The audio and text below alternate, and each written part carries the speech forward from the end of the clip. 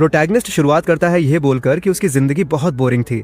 वो एक normal family में पैदा हुआ था और नॉर्मल दिन जीता था। ज्यादातर दिन सुस्त और बेकार होते थे। उसे लगता था कि वो बिना कुछ स्पेशल किए ही मर जाएगा, लेकिन ऐसा नहीं था। प्रोटैगनिस्ट की एक आंख चमकती है जब वो कहता है कि सब कुछ बदल गया। स्क्रीन पर एक ब्लॉन्ड कैरेक्टर आता है और वो कहता है कि उसे हीरोज ऑफ डेस्टिनी नाम का एक गेम मिला और इस तरह वो दुनिया का मालिक बन गया। लेकिन अब वापस अपने अपार्टमेंट में वो बहुत खुश है क्योंकि आखिरकार वो अकेला है। ऐसा नहीं है कि उसे स्कूल पसंद है या नापसंद है। वो अपना पीसी चालू करता है और कहता है कि बस जब वो अकेले खेलता है तो ये चीज उसे खुश करती है। इस जगह पर वो प्रोटैगनिस्ट है। वो हमेशा सिंगल प्लेयर गेम्स को ज्यादा पसंद करता था क्योंकि आप अनगिनत बार अनगिनत रास्ते खेल सकते हैं। वो कुछ हैक्स का इस्तेमाल भी कर सकता था और सिस्टम की सभी लिमिट्स को पार कर सकता था। ये ऐसा था जैसे वहां की पूरी दुनिया सिर्फ एक खिलाड़ी के लिए बनी हो। हालांकि एक झेंपते हुए एक्सप्रेशन के साथ वो कहता है कि उसने ऐसा सोचा था, लेकिन अब फिर से शुरुआत करने का समय आ गया है। वो लाइव स्ट्रीम चालू करता है और कोई पूछता है कि क्या वो सच में हफ्ते के बीच में स्ट्रीम कर रहा है ना। पूरी चैट उस लड़के का मजाक उड़ाना शुरू कर देती है और पूछती है कि क्या वो कोई ऐसा आवारा है जो स्कूल नहीं जाता और बस पीसी पर बैठा रहता है जब तक कि एजीजे नाम का कोई व्यक्ति 10 का डोनेशन नहीं भेजता। भले ही ये ज्यादा नहीं था, फिर भी वो खुश था क्योंकि कुछ नहीं से तो कुछ बेहतर है। तभी डीए नाम का कोई व्यक्ति 1000 भेजता है। अब वो कंफ्यूज हो जाता है। वो मॉनिटर को पकड़ लेता है और चैट में हर कोई जानना चाहता है कि ये पागल इंसान कौन है। वे कह रहे हैं कि उन्हें यकीन है कि ये बंदा रिफंड मांगेगा, लेकिन वो इंसान बस उसे अपना ईमेल चेक करने के लिए कहता है। जब वो अपना इनबॉक्स खोलता है तो वो गेम के क्रिएटर का एक मैसेज होता है। वह कहता है कि वो एक व्यूअर है जो हमेशा चैनल देखता है और एक डेवलपर भी है। उसने कुछ समय पहले एक गेम बनाया था जो इतना मुश्किल था कि क्लोज्ड बीटा के दौरान कोई भी इसे पूरा नहीं कर पाया। वो चाहता था कि ये लड़का गेम खेले ताकि उसकी डिफिकल्टी चेक हो सके और ये अप्रूव हो सके कि उसे ये पसंद आया या नहीं। प्रोटैगनिस्ट इस दावे से उत्सुक हो जाता है कि इसे कोई भी पूरा नहीं कर सका और क्या होगा अगर वो इसे पूरा करने में कामयाब रहा। उसके जैसा एक नॉर्मल लड़का भी कोई स्पेशल इंसान बन सकता है। पीसी पर एक विंडो पूछती है कि क्या वो गेम इंस्टॉल करना चाहता है और वो तुरंत हाँ कह देता है। इसके साथ ही हीरोज ऑफ डेस्टिनी नाम का गेम शुरू होता है। मैसेज कहता है कि 294 में रो किंगडम को जापो किंगडम ने तबाह कर दिया था। वो इस जगह पर एक मामूली आत्मा के रूप में पैदा होगा और डेमन किंग के पुनरुत्थान को रोकने के लिए एक हीरो बनेगा। और जब वो भगवान के सिंहासन पर बैठेगा तो उसकी कोई भी इच्छा पूरी कर दी जाएगी।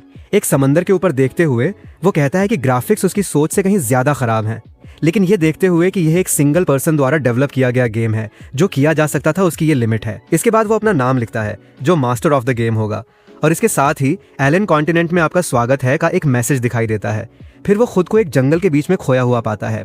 गेम काफी साधारण और अजीब लग रहा था क्योंकि इसमें कोई ट्यूटोरियल भी नहीं था, लेकिन वो इसके साथ ठीक था। तभी उसने आगे कुछ नोटिस किया। वह गांव का मुखिया था जो कहता है कि वह कोई जाना पहचाना चेहरा नहीं है और पूछता है कि उसे वहां क्या चाहिए। हालांकि प्रोटैगनिस्ट को यह अजीब लगा क्योंकि वहां कोई डायलॉग बॉक्स नहीं था। टाइप करने के लिए एक बॉक्स देखकर उसने सोचा कि क्या एनपीसी सच में समझ सकता है कि वो क्या कह रहा है।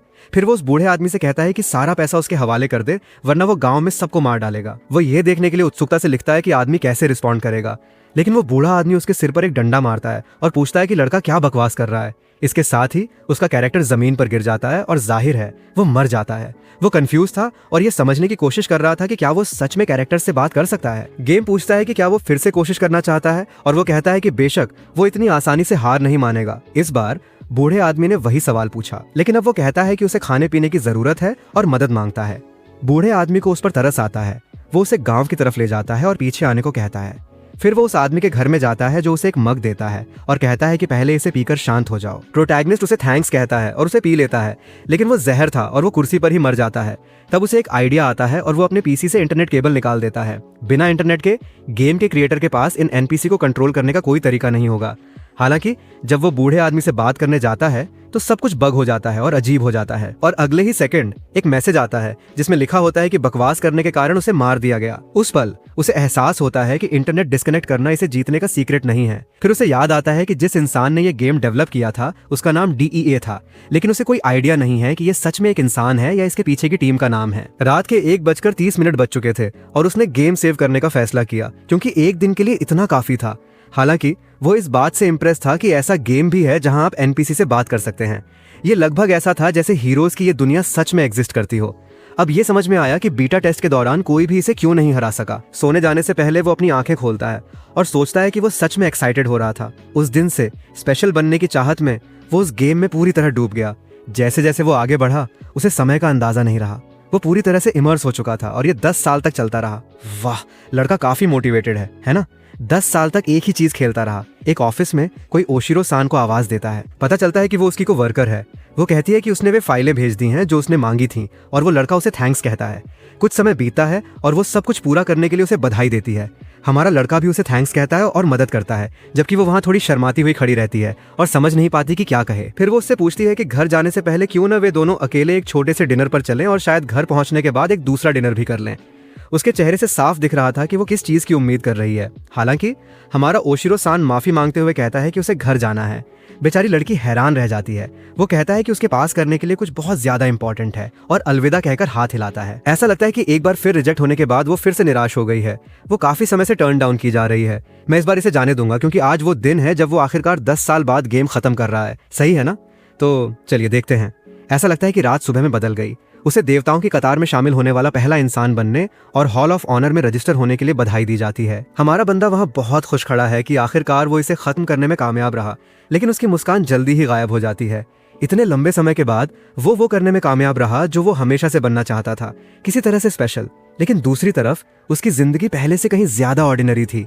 क्या अपनी को वर्कर के साथ होना कहीं ज्यादा एक्स्ट्रॉर्डिनरी नहीं होता? बेवकूफ कहीं का। कम से कम गेम में उसे ऐसा लगा जैसे उसने कुछ बिल्कुल अलग जिया हो। उसे ब्लैक प्रिंस, गेल क्रेकर, कार्डिनल सिजलर, लेबारो और चुड़ैल सेलेस्टिना यूरी जैसे कैरेक्टर्स याद आते हैं। सभी कैरेक्टर्स आकर्षण और यूनिक पर्सनैलिटी से भरपूर थे।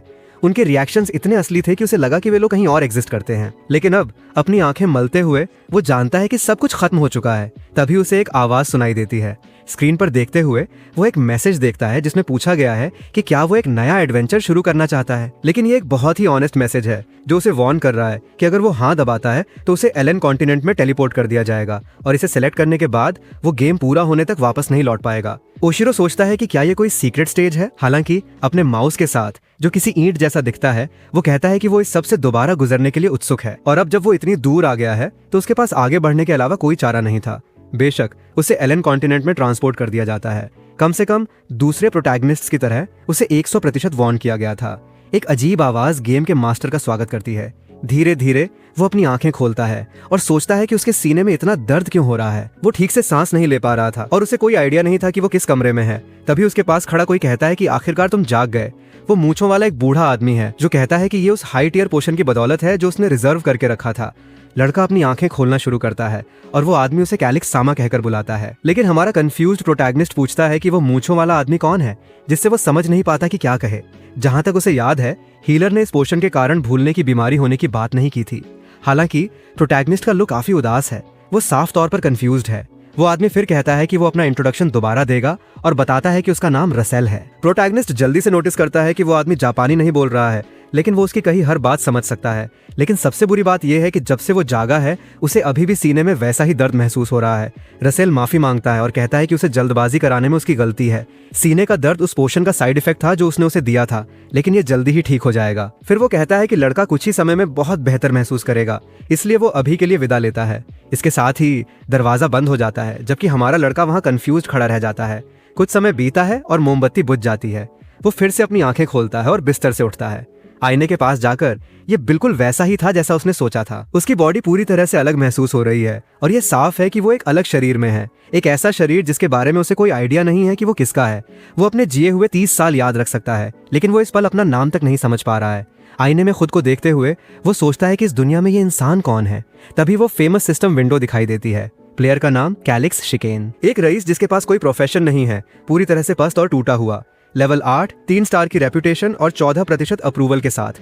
इसके अलावा उसके पास फाइनेंस, डेवलपमेंट और मिलिट्री की गवर्निंग स्किल्स हैं। कैलिक्स जो नोटिस करता है वो ये है कि ये स्क्रीन गेम सिस्टम के इंटरफेस से बहुत मिलती जुलती है। अब पूरे महाद्वीप में भेजे जाने वाली बात सच में समझ में आई। वह पूरे गेम के मेन स्टेज पर था, जो कि फेमस एलन कॉन्टिनेंट है। वो अपना हाथ अपने सीने पर रखता है और कहता है कि पहले उसे शांत होने की जरूरत है। फिर उसे कुछ अजीब महसूस होता है। वो अपने सीने को दोबारा पीटता है और दर्द के मारे फर्श पर गिर जाता है। उसका ये शरीर एक कबाड़ था और उसे नहीं पता था कि क्यों, लेकिन कम से कम ये साफ था कि ये सिर्फ कोई सपना नहीं था। सबसे पहले उसे कैलिक्स शिकेन कहलाने की आदत डालनी होगी। वो बिस्तर पर जाता है और खुद से बार बार दोहराता रहता है कि वो यह कैलिक्स नाम का लड़का है। जैसे ही वो विंडो के बारे में सोचता है, वो दोबारा दिखाई देती है। उसे यकीन है कि ये ऐसी चीज है जो सिर्फ वही देख सकता है। इस समय वो 15 साल का है और उसने फैसला किया कि जानकारी जुटाने के लिए ये बिल्कुल सही समय है। आखिरकार अगर वो इस दुनिया में अपनी सुरक्षा में ढील देगा तो वो मारा जाएगा। वो सिस्टम चेक करता है और देखता है कि वो शिकेन काउंटी से बिलोंग करता है। अगर उस जगह का नाम और उसका लास्ट नेम सेम है तो इसका मतलब है कि वो इस जमीन के रूलिंग परिवार का डायरेक्ट वारिस है। कम से कम वो इस मामले में लकी था।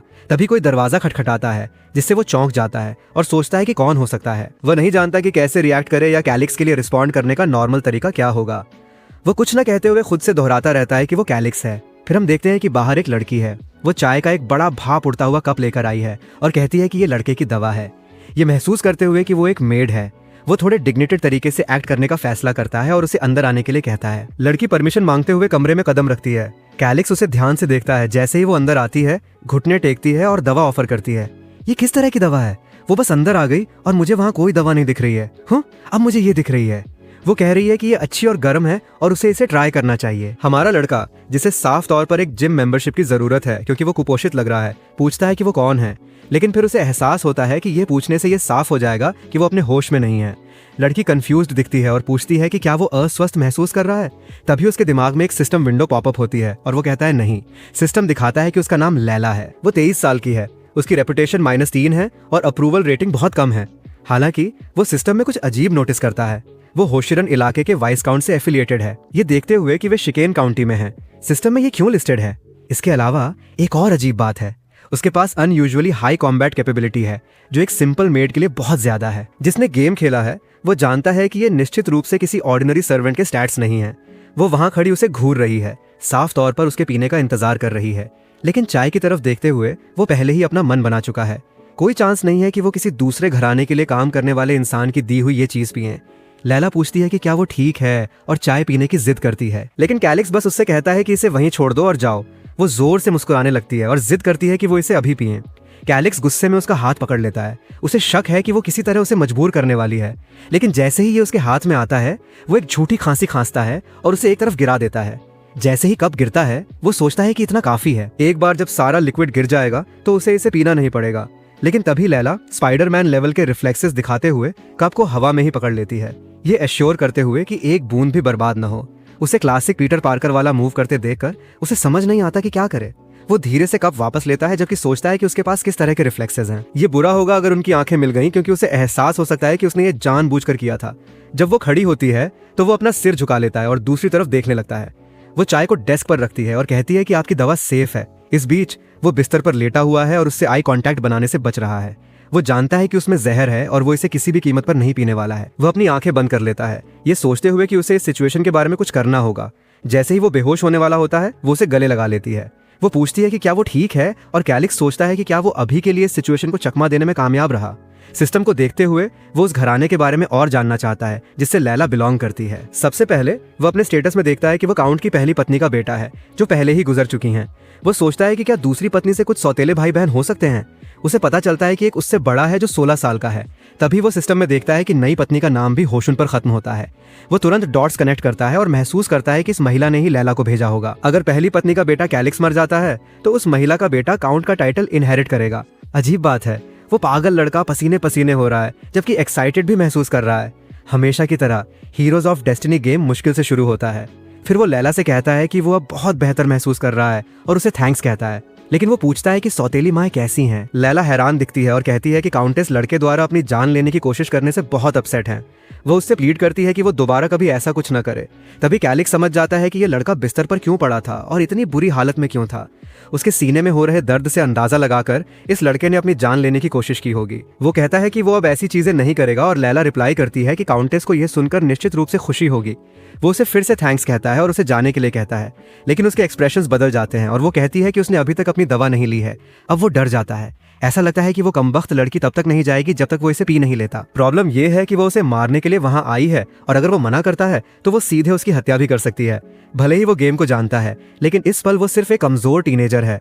वो मदद के लिए चिल्लाने की कोशिश कर सकता है। क्या होगा अगर वो किसी के आने से पहले ही उसे काट डाले? ऐसा होने से पहले वो निश्चित रूप से मर जाएगा। वह पहले ही उसकी तरफ मुड़ रही है और उसे एहसास होता है कि उसके पास इसे पीने के अलावा कोई चारा नहीं हो सकता है। लेकिन फिर वह खुद से एक जाहिर सा सवाल पूछता है, वह उसे बस चाकू मारकर भाग जाने के बजाय जहर क्यों दे रही है? अगर ये उसकी योजना है तो साफ है कि वो अपनी तरफ ध्यान नहीं खींच सकती। वह जहर ये दिखाने का एक तरीका है कि उसने अपनी जान खुद ली है। ये वही जहर है जो उस किसान ने उसे 10 साल पहले दिया था। और लैला कहती है कि अगर उसे इसे पीने में परेशानी हो रही है तो वो मदद कर सकती है। लेकिन कुछ ऐसा था जो कैलिक्स ने इस गेम को खेलते हुए सीखा था, सबसे बुरा हमेशा होगा, इसलिए तैयार रहना ही सबसे अच्छा है। उसे यकीन है कि अगर वो मना भी कर देगा तो भी वो उसका मुंह जबरदस्ती खोलेगी और इसे अंदर उड़ेल देगी। वो पागल लड़का शर्माते हुए कह रहा है कि ये चीज उसे सच में बहुत एक्साइटेड कर रही है। वास्तव में हीरोज ऑफ डेस्टिनी गेम कभी निराश नहीं करता। लैला बैठ जाती है और एक बार फिर चाय ऑफर करती है। अचानक वो जहरीली चाय को झपटता है और पूरी पी जाता है। लैला बस देखती रहती है क्योंकि जहर का असर आखिरकार शुरू हो जाता है। जैसा कि उसने उम्मीद की थी ऐसा होना ही था। अब सवाल ये है कि वो इस क्राइसिस से कैसे बाहर निकलेगा। इस सिचुएशन को रिजोल्यूशन देने के लिए कोई व्यक्ति या कोई ऑब्जेक्ट जरूर होना चाहिए। तभी उसे याद आता है कि रसेल ने स्टॉक में कुछ हाई टियर पोशंस होने की बात कही थी। उसे एक आइडिया आता है और वो लैला से बाहर जाने और रसेल को बुलाने के लिए कहता है। वह पूछती है क्यों, और वह उसे ह्यूमिलिएट करते हुए पूछता है कि क्या उसे सच में एक मामूली नौकरानी के सामने खुद को एक्सप्लेन करना होगा। लड़की शॉक्ड रह जाती है और जल्दी से माफी मांगती है। फिर वह चिल्लाता है और उसे बाहर जाने और रसेल को लाने का ऑर्डर देता है। वह तेजी से बाहर भागती है। कैलिक्स जानता है कि रसेल ने पहले जिस पोशन का इस्तेमाल किया था उसे एक महल के बदले ट्रेड किया जा सकता था। फिर भी उस पागल आदमी ने उस पर इसका इस्तेमाल करने में संकोच नहीं किया। कम से कम वो कोई ऐसा व्यक्ति लगता है जो उसे मारने की कोशिश नहीं कर रहा है। जैसे ही लैला कमरा छोड़ती है वह उठता है और उल्टी करने की कोशिश करता है, लेकिन वो कितनी भी कोशिश कर ले कुछ नहीं होता। गेम चीजों को इतना आसान नहीं बनाने वाला था। एक बात साफ थी, हर प्रॉब्लम का हमेशा एक सॉल्यूशन होता था। वो जवाब की तलाश में पागलों की तरह सभी दराजों को खोजना शुरू कर देता है, लेकिन सिस्टम वार्न करता है कि उसकी पलकें भारी हो रही हैं। जैसे जैसे उसका होश खोता जाता है वो खोजना जारी रखता है, किताबें फेंकता है और समाधान के लिए छानबीन करता है, जब तक कि उसकी आंखें और भारी नहीं हो जाती और वो फर्श पर गिर जाता है। वो सोचता है कि क्या वो गेम को शुरुआत से रीस्टार्ट करेगा या सच में मर जाएगा। तभी उसे कुछ दिखाई देता है। अलमारियों के बिल्कुल बीच में एक पोशन है। इसे देखते ही उसके एक्सप्रेशंस बदल जाते हैं। वो रेंगना शुरू करता है। आखिरकार बोतल को पकड़ लेता है, लेकिन इसे खोलने और सूंघने पर यह वैसा नहीं है जैसा उसने उम्मीद की थी। इसमें से सड़े हुए दूध जैसी भयानक बदबू आ रही है और यह बिल्कुल वही है, सड़ा हुआ बकरी का दूध। उसे याद आता है कि गेम में दही इस जहर का एंटीडोट था, लेकिन क्या सड़े हुए दूध को सच में दही माना जा सकता है? सिस्टम एक बार फिर उसे वार्न करता है कि उसकी नजरें धुंधली हो रही हैं। वो जानता है कि तीसरे अलर्ट के बाद उसके पास केवल 1 मिनट बचेगा। वो ड्रिंक को अपने मुंह के पास लाता है, लैला से हिसाब चुकता करने की कसम खाता है और फिर वो दोबारा होश खोने से पहले इसे पी जाता है। कुछ समय बाद वो जागता है और रसेल उससे पूछता है कि क्या वो ठीक है। जैसे ही कैलिक्स अपनी आंखें खोलता है उसे समझ नहीं आता कि यह डेजा वू है या गेम रीसेट हो गया है, लेकिन रसेल ये नहीं समझ पाता कि वो किस बारे में बात कर रहा है और एक ज्यादा जरूरी चीज की तरफ इशारा करता है। वह जानना चाहता है कि कमरा इतना बिखरा हुआ क्यों है और जब वो अंदर आया तो लड़का फर्श पर क्यों सो रहा था। कैलिक्स को एहसास होता है कि गेम रीसेट नहीं हुआ, वो सरवाइव करने में कामयाब रहा, लेकिन वो मौत के करीब का एक्सपीरियंस कुछ ऐसा है जिससे वो दोबारा कभी नहीं गुजरना चाहता। चाहे कुछ भी हो जाए वो जीने के लिए डिटरमाइंड है। अब जब ये तय हो गया है तो उसे इस आदमी का स्टेटस चेक करने की जरूरत है। वो रसेल को ऑब्जर्व करता है और सिस्टम विंडो दिखाई देती है। इस समय रसेल इस जमीन का एक्टिंग काउंट है, क्योंकि पिछले काउंट की मौत हो गई थी और उन्होंने अभी तक कोई वारिस नहीं चुना था। भले ही ये एक टेम्परेरी पोजीशन है, लेकिन ये कुछ ऐसा है जो उसकी मदद कर सकता है। वो आदमी एक सख्त मिलिट्री टाइप का लगता है, इसलिए कैलिक्स का मानना है कि उस पर भरोसा किया जा सकता है। कम से कम वही था जिसने उस पोशन से उसकी जान बचाई थी। कैलिक्स रसेल को आवाज देता है और कहता है कि उसके पास शेयर करने के लिए कुछ है। वे कुछ देर बात करते हैं और ऐसा लगता है कि कैलिक्स उसे सब कुछ बता देता है कि क्या हो रहा है, लेकिन रसेल कहता है कि कोई सबूत नहीं है। कैलिक्स को पता चलता है कि रसेल ने जिस पोशन का इस्तेमाल किया था वो इस परिवार में एक स्टैंडर्ड प्रोटोकॉल था। वो बस नॉर्मल ऑर्डर्स को फॉलो कर रहा था। रसेल उसे समझाता है कि उसके लिए शिकेन परिवार के सभी वारिस बराबर हैं और वो दोनों पक्षों की सेवा करने के लिए बाध्य है। कैलिक्स फिर पूछता है कि क्या रसेल चाहता है कि वो उस दवा को तब तक लेता रहे जब तक वो मर न जाए, ताकि हर कोई इनहेरिटेंस का दावा कर सके। लेकिन रसेल सवाल करता है कि क्या कैलिक्स ने सच में अपनी याददाश्त खो दी है। उसे पता होना चाहिए कि शिकेन परिवार गंभीर फाइनेंशियल प्रॉब्लम में है। वास्तव में ये एक आशीर्वाद है कि डेलिला परिवार उनकी मदद कर रहा है। वो पूछता है कि क्या लड़के को सच में ये याद नहीं है या वो बस नाटक कर रहा है। कैलिक्स को एहसास होता है कि रसेल बिना किसी ठोस सबूत के एक्ट नहीं करेगा। कम से कम वो ये अंदाजा लगा लेता है कि जिस महिला ने उसे जहर दिया था उसे यकीन होगा कि वो मर चुका है। वो रसेल से कहता है कि इसे जाने दो, ये ठीक है। हालांकि उसकी एक सिंपल रिक्वेस्ट है। रसेल लड़के के डेमिनर में कुछ बदलाव नोटिस करता है। 4 घंटे बाद शिकेन कैसल में कोई छतों पर मूव कर रहा है। वो फिगर एक बिल्डिंग के ऊपर रुकती है और अपना फेस कवर एडजस्ट करती है। वो इंसान नीचे की रातों को ऑब्जर्व करता है। ऐसा लगता है कि वो लैला है जो नोटिस करती है कि सिक्योरिटी काफी बढ़ा दी गई है। वो दीवार पर नजर डालती है, एक टनल स्पॉट करती है और अगले सीन में वो महल के अंदर होती है। एक दरवाजे के पास पहुंचकर वो देखती है कि कमरे के बाहर कोई गार्ड नहीं है। वो इसे खोलती है और अंदर उसे एक शीट से ढकी हुई बॉडी दिखती है। फिर भी उसे पूरी तरह से यकीन नहीं है कि कैलिक्स मर चुका है। कम से कम उसने एक स्पेशल जहर का इस्तेमाल किया था, इसलिए वो बिना किसी दर्द के मरा होगा। वो अपनी जेब से एक लेटर निकालती है और उसे डेस्क पर रख देती है। वो एक दराज से उसकी सील निकालती है और लेटर पर स्टैंप लगाती है। सब कुछ जगह पर होने के साथ उसे बस सेफली बाहर निकलना है, लेकिन अचानक कोई उसके पीछे आता है और उसकी गर्दन पर अपनी तलवार रख देता है। वो तुरंत आवाज पहचान लेती है, लेकिन वो इंसान कुछ नहीं कहता और वो केवल अपना गला काटे जाने के डर से कांप सकती है। वो उससे रुकने की मिन्नत करती है और चिल्लाती है कि बहुत देर हो चुकी है। लॉर्ड कैलिक्स पहले ही मर चुके हैं और अब शिकेन परिवार केवल ग्रम्बाइन परिवार का हो सकता है। बेशक वो रसेल ही है जो उसके पीछे खड़ा सब कुछ देख रहा है। वो एक पल के लिए खामोश हो जाती है। फिर वो पूछती है कि क्या उसे बस शिकेन परिवार की सेवा करने वाला एक साधारण रईस नहीं होना चाहिए। लेकिन तभी वो लड़का खड़ा हो जाता है और कहता है कि सब कुछ बिल्कुल वैसा ही हुआ जैसा उसने उम्मीद की थी। वह बेवकूफ लड़की चौंक जाती है ना। हमारा बंदा कहता है कि स्लो डेथ पॉइजन काफी स्टिमुलेटिंग है, लेकिन उसे यह दिलचस्प लगता है कि कैसे एक नोबल फैमिली दूसरी नोबल फैमिली को जहर देने की कोशिश कर रही है। उसे यकीन है कि अगर ये बात सामने आ गई तो ये एक पूरा तमाशा बन जाएगा। अचानक लैला झुकती है और रसेल की ग्रिप से अपना हाथ छुड़ाती है, लेकिन जैसे ही वो मुड़ने की कोशिश करती है वो उसका हाथ दोबारा पकड़ लेता है। एक स्विफ्ट टर्न और पसलियों पर एक स्ट्राइक के साथ वो लड़खड़ा जाती है, जिससे उसकी थाइस रिवील होती हैं। कैलिक्स जानता है कि उनके स्किल लेवल्स के बीच 3 स्टेजेस का अंतर है। साफ है कि उसके पास कोई चांस नहीं है, लेकिन लैला जिद करती है कि उसके पास कोई फिजिकल एविडेंस नहीं है, इसलिए कोई उसकी बात पर भरोसा नहीं करेगा। हालांकि कैलिक्स शांति से रिप्लाई करता है कि एक रईस की हत्या का प्रयास करने की सजा मौत है, भले ही हमलावर खुद एक रईस क्यों न हो, और उसका सबूत साफ तौर पर वहीं डेस्क पर है। जब गवाहों की बात आती है तो वो उसकी तरफ इशारा करते हुए कहता है कि एक गवाह बिल्कुल उसके सामने खड़ा है। अचानक उसके एक्सप्रेशंस बदल जाते हैं और बेचारी लड़की बेहोश होने लगती है। वो फर्श पर गिर जाती है, जिससे उसे समझ नहीं आता कि अभी क्या हुआ। रसेल एक्सप्लेन करता है कि वो बेहोश हो गई है। वो अपना हाथ उसकी बॉडी पर रखता है और माना का एक अजीब ऑर्ब ऑब्जर्व करता है। हमारा लड़का इसे पहचान जाता है, जिसे माना होल के रूप में जाना जाता है। रसेल समझाता है कि वो शायद किसी माना ब्रीदिंग टेक्निक का इस्तेमाल करना नहीं जानती। वो प्रोबेबली अच्छी ट्रेनिंग वाले एक एलीट सोल्जर के लेवल पर है। रसेल हालांकि कुछ अजीब नोटिस करता है। कैलिक्स इस जानकारी से इम्प्रेस्ड नहीं दिखता, जिससे सजेस्ट होता है कि वो इसके बारे में पहले से जानता था। उसे याद आता है कि लड़के ने मेंशन किया था कि उसकी एक सिंपल रिक्वेस्ट है। अब रसेल जानना चाहता है कि ये बच्चा पहले से कितना जानता है। कैलिक्स कहता है कि अभी के लिए उन्हें उसे कैद करने की जरूरत है, क्योंकि उनके पास मांगने के लिए कई फेवर्स हैं। बाद में उस शैतान नौकरानी को एक कुर्सी से बांध दिया जाता है। उसकी बाह ऐसी दिखती है जैसे उसके अंदर कोई पोकेबॉल हो जब वो उसकी तरफ एक पोशन फेंकता है। हमारी लड़की अपना चेहरा भी साफ करती है। जब वो जागती है तो खुद को कुर्सी से बंधा हुआ पाती है। कैलिक्स तुरंत स्लो डेथ पॉइजन का मेंशन करता है। जाहिर है ये 3 से 6 घंटे के भीतर मार देता है। ये किसी भी ऐसे इंसान के लिए आइडियल पोशन है जो अपनी जान लेना चाहता हो। वो स्पेकुलेट करता है कि अगर वो इस तरह मर जाता तो हर कोई यही सोचता कि ये उसकी अपनी पसंद थी। वो उसका चेहरा पकड़ता है और पूछता है कि उसने ऐसा क्यों किया। वो अनजान बनने का नाटक करती है, जैसे कि समझ ही नहीं रही हो कि वो किस बारे में बात कर रहा है। लेकिन कैलिक्स कहता है कि उसे यकीन है कि वो मरने से डरती थी, यही वजह है कि उसने ऐसा एक्ट किया। इसका मतलब है कि उसके पास लेडी स्टेला के लिए अपनी जान देने जितनी लॉयल्टी नहीं है। लेकिन लड़की खामोश रहती है। वो रसेल से उसे बुलवाने के लिए कहता है। रसेल उसका मुंह जबरदस्ती खोलता है और कैलिक्स के हाथ में कुछ देखता है और सोचता है कि ये क्या है, लेकिन कैलिक्स बस उसे उसके मुंह में डाल देता है और उसे तुरंत कुछ अजीब बदबू आती है। ये प्रोबेबली फिर से वही बकरी का दूध है और वो रसेल को ऑर्डर देता है कि उसे इसे पिलाए। वो कुर्सी पर चिल्लाती है और आजाद होने की कोशिश करती है, लेकिन कोई फायदा नहीं होता। जब रसेल छोड़ता है तो वो चिल्लाती है और पूछती है कि उन्होंने उसे क्या पिलाया। कैलिक्स कैजुअली कहता है कि ये बस थोड़ा सा जहर था। फिर वो पूछता है कि क्या वो सैडिस पपेट नाम की किसी चीज से फैमिलियर है। खौफ में आकर वो दावा करती है कि यह इम्पॉसिबल है और कहती है कि उसके जैसे परिवार के रईस के लिए ऐसी चीज पाना नामुमकिन है। लेकिन कैलिक्स कहता है कि पर्याप्त पैसे के साथ आप जो चाहें कर सकते हैं। इसे साबित करने के लिए वो मेंशन करता है कि रेसिपी का प्राइमरी इंग्रेडिएंट सफेद मूली है। रसेल इंप्रेस्ड दिखता है, जबकि कैलिक्स बस उसके रिएक्शन का इंतजार करता है। लैला जिद करती है कि वो उसकी बात पर यकीन नहीं करती, लेकिन प्रोटैगनिस्ट को यकीन है कि वो डर से कांप रही है। फिर वो कहती है कि वो अभी के लिए चली जाएगी, अपने मास्टर को रिपोर्ट करेगी और कहेगी कि असैसिनेशन सक्सेसफुल रहा। वो सवाल करती है कि क्या वो सच में सोचता है कि वो उसके ऑर्डर्स फॉलो करेगी, लेकिन कैलिक्स बस पूछता है कि क्या वो मरने के लिए तैयार है।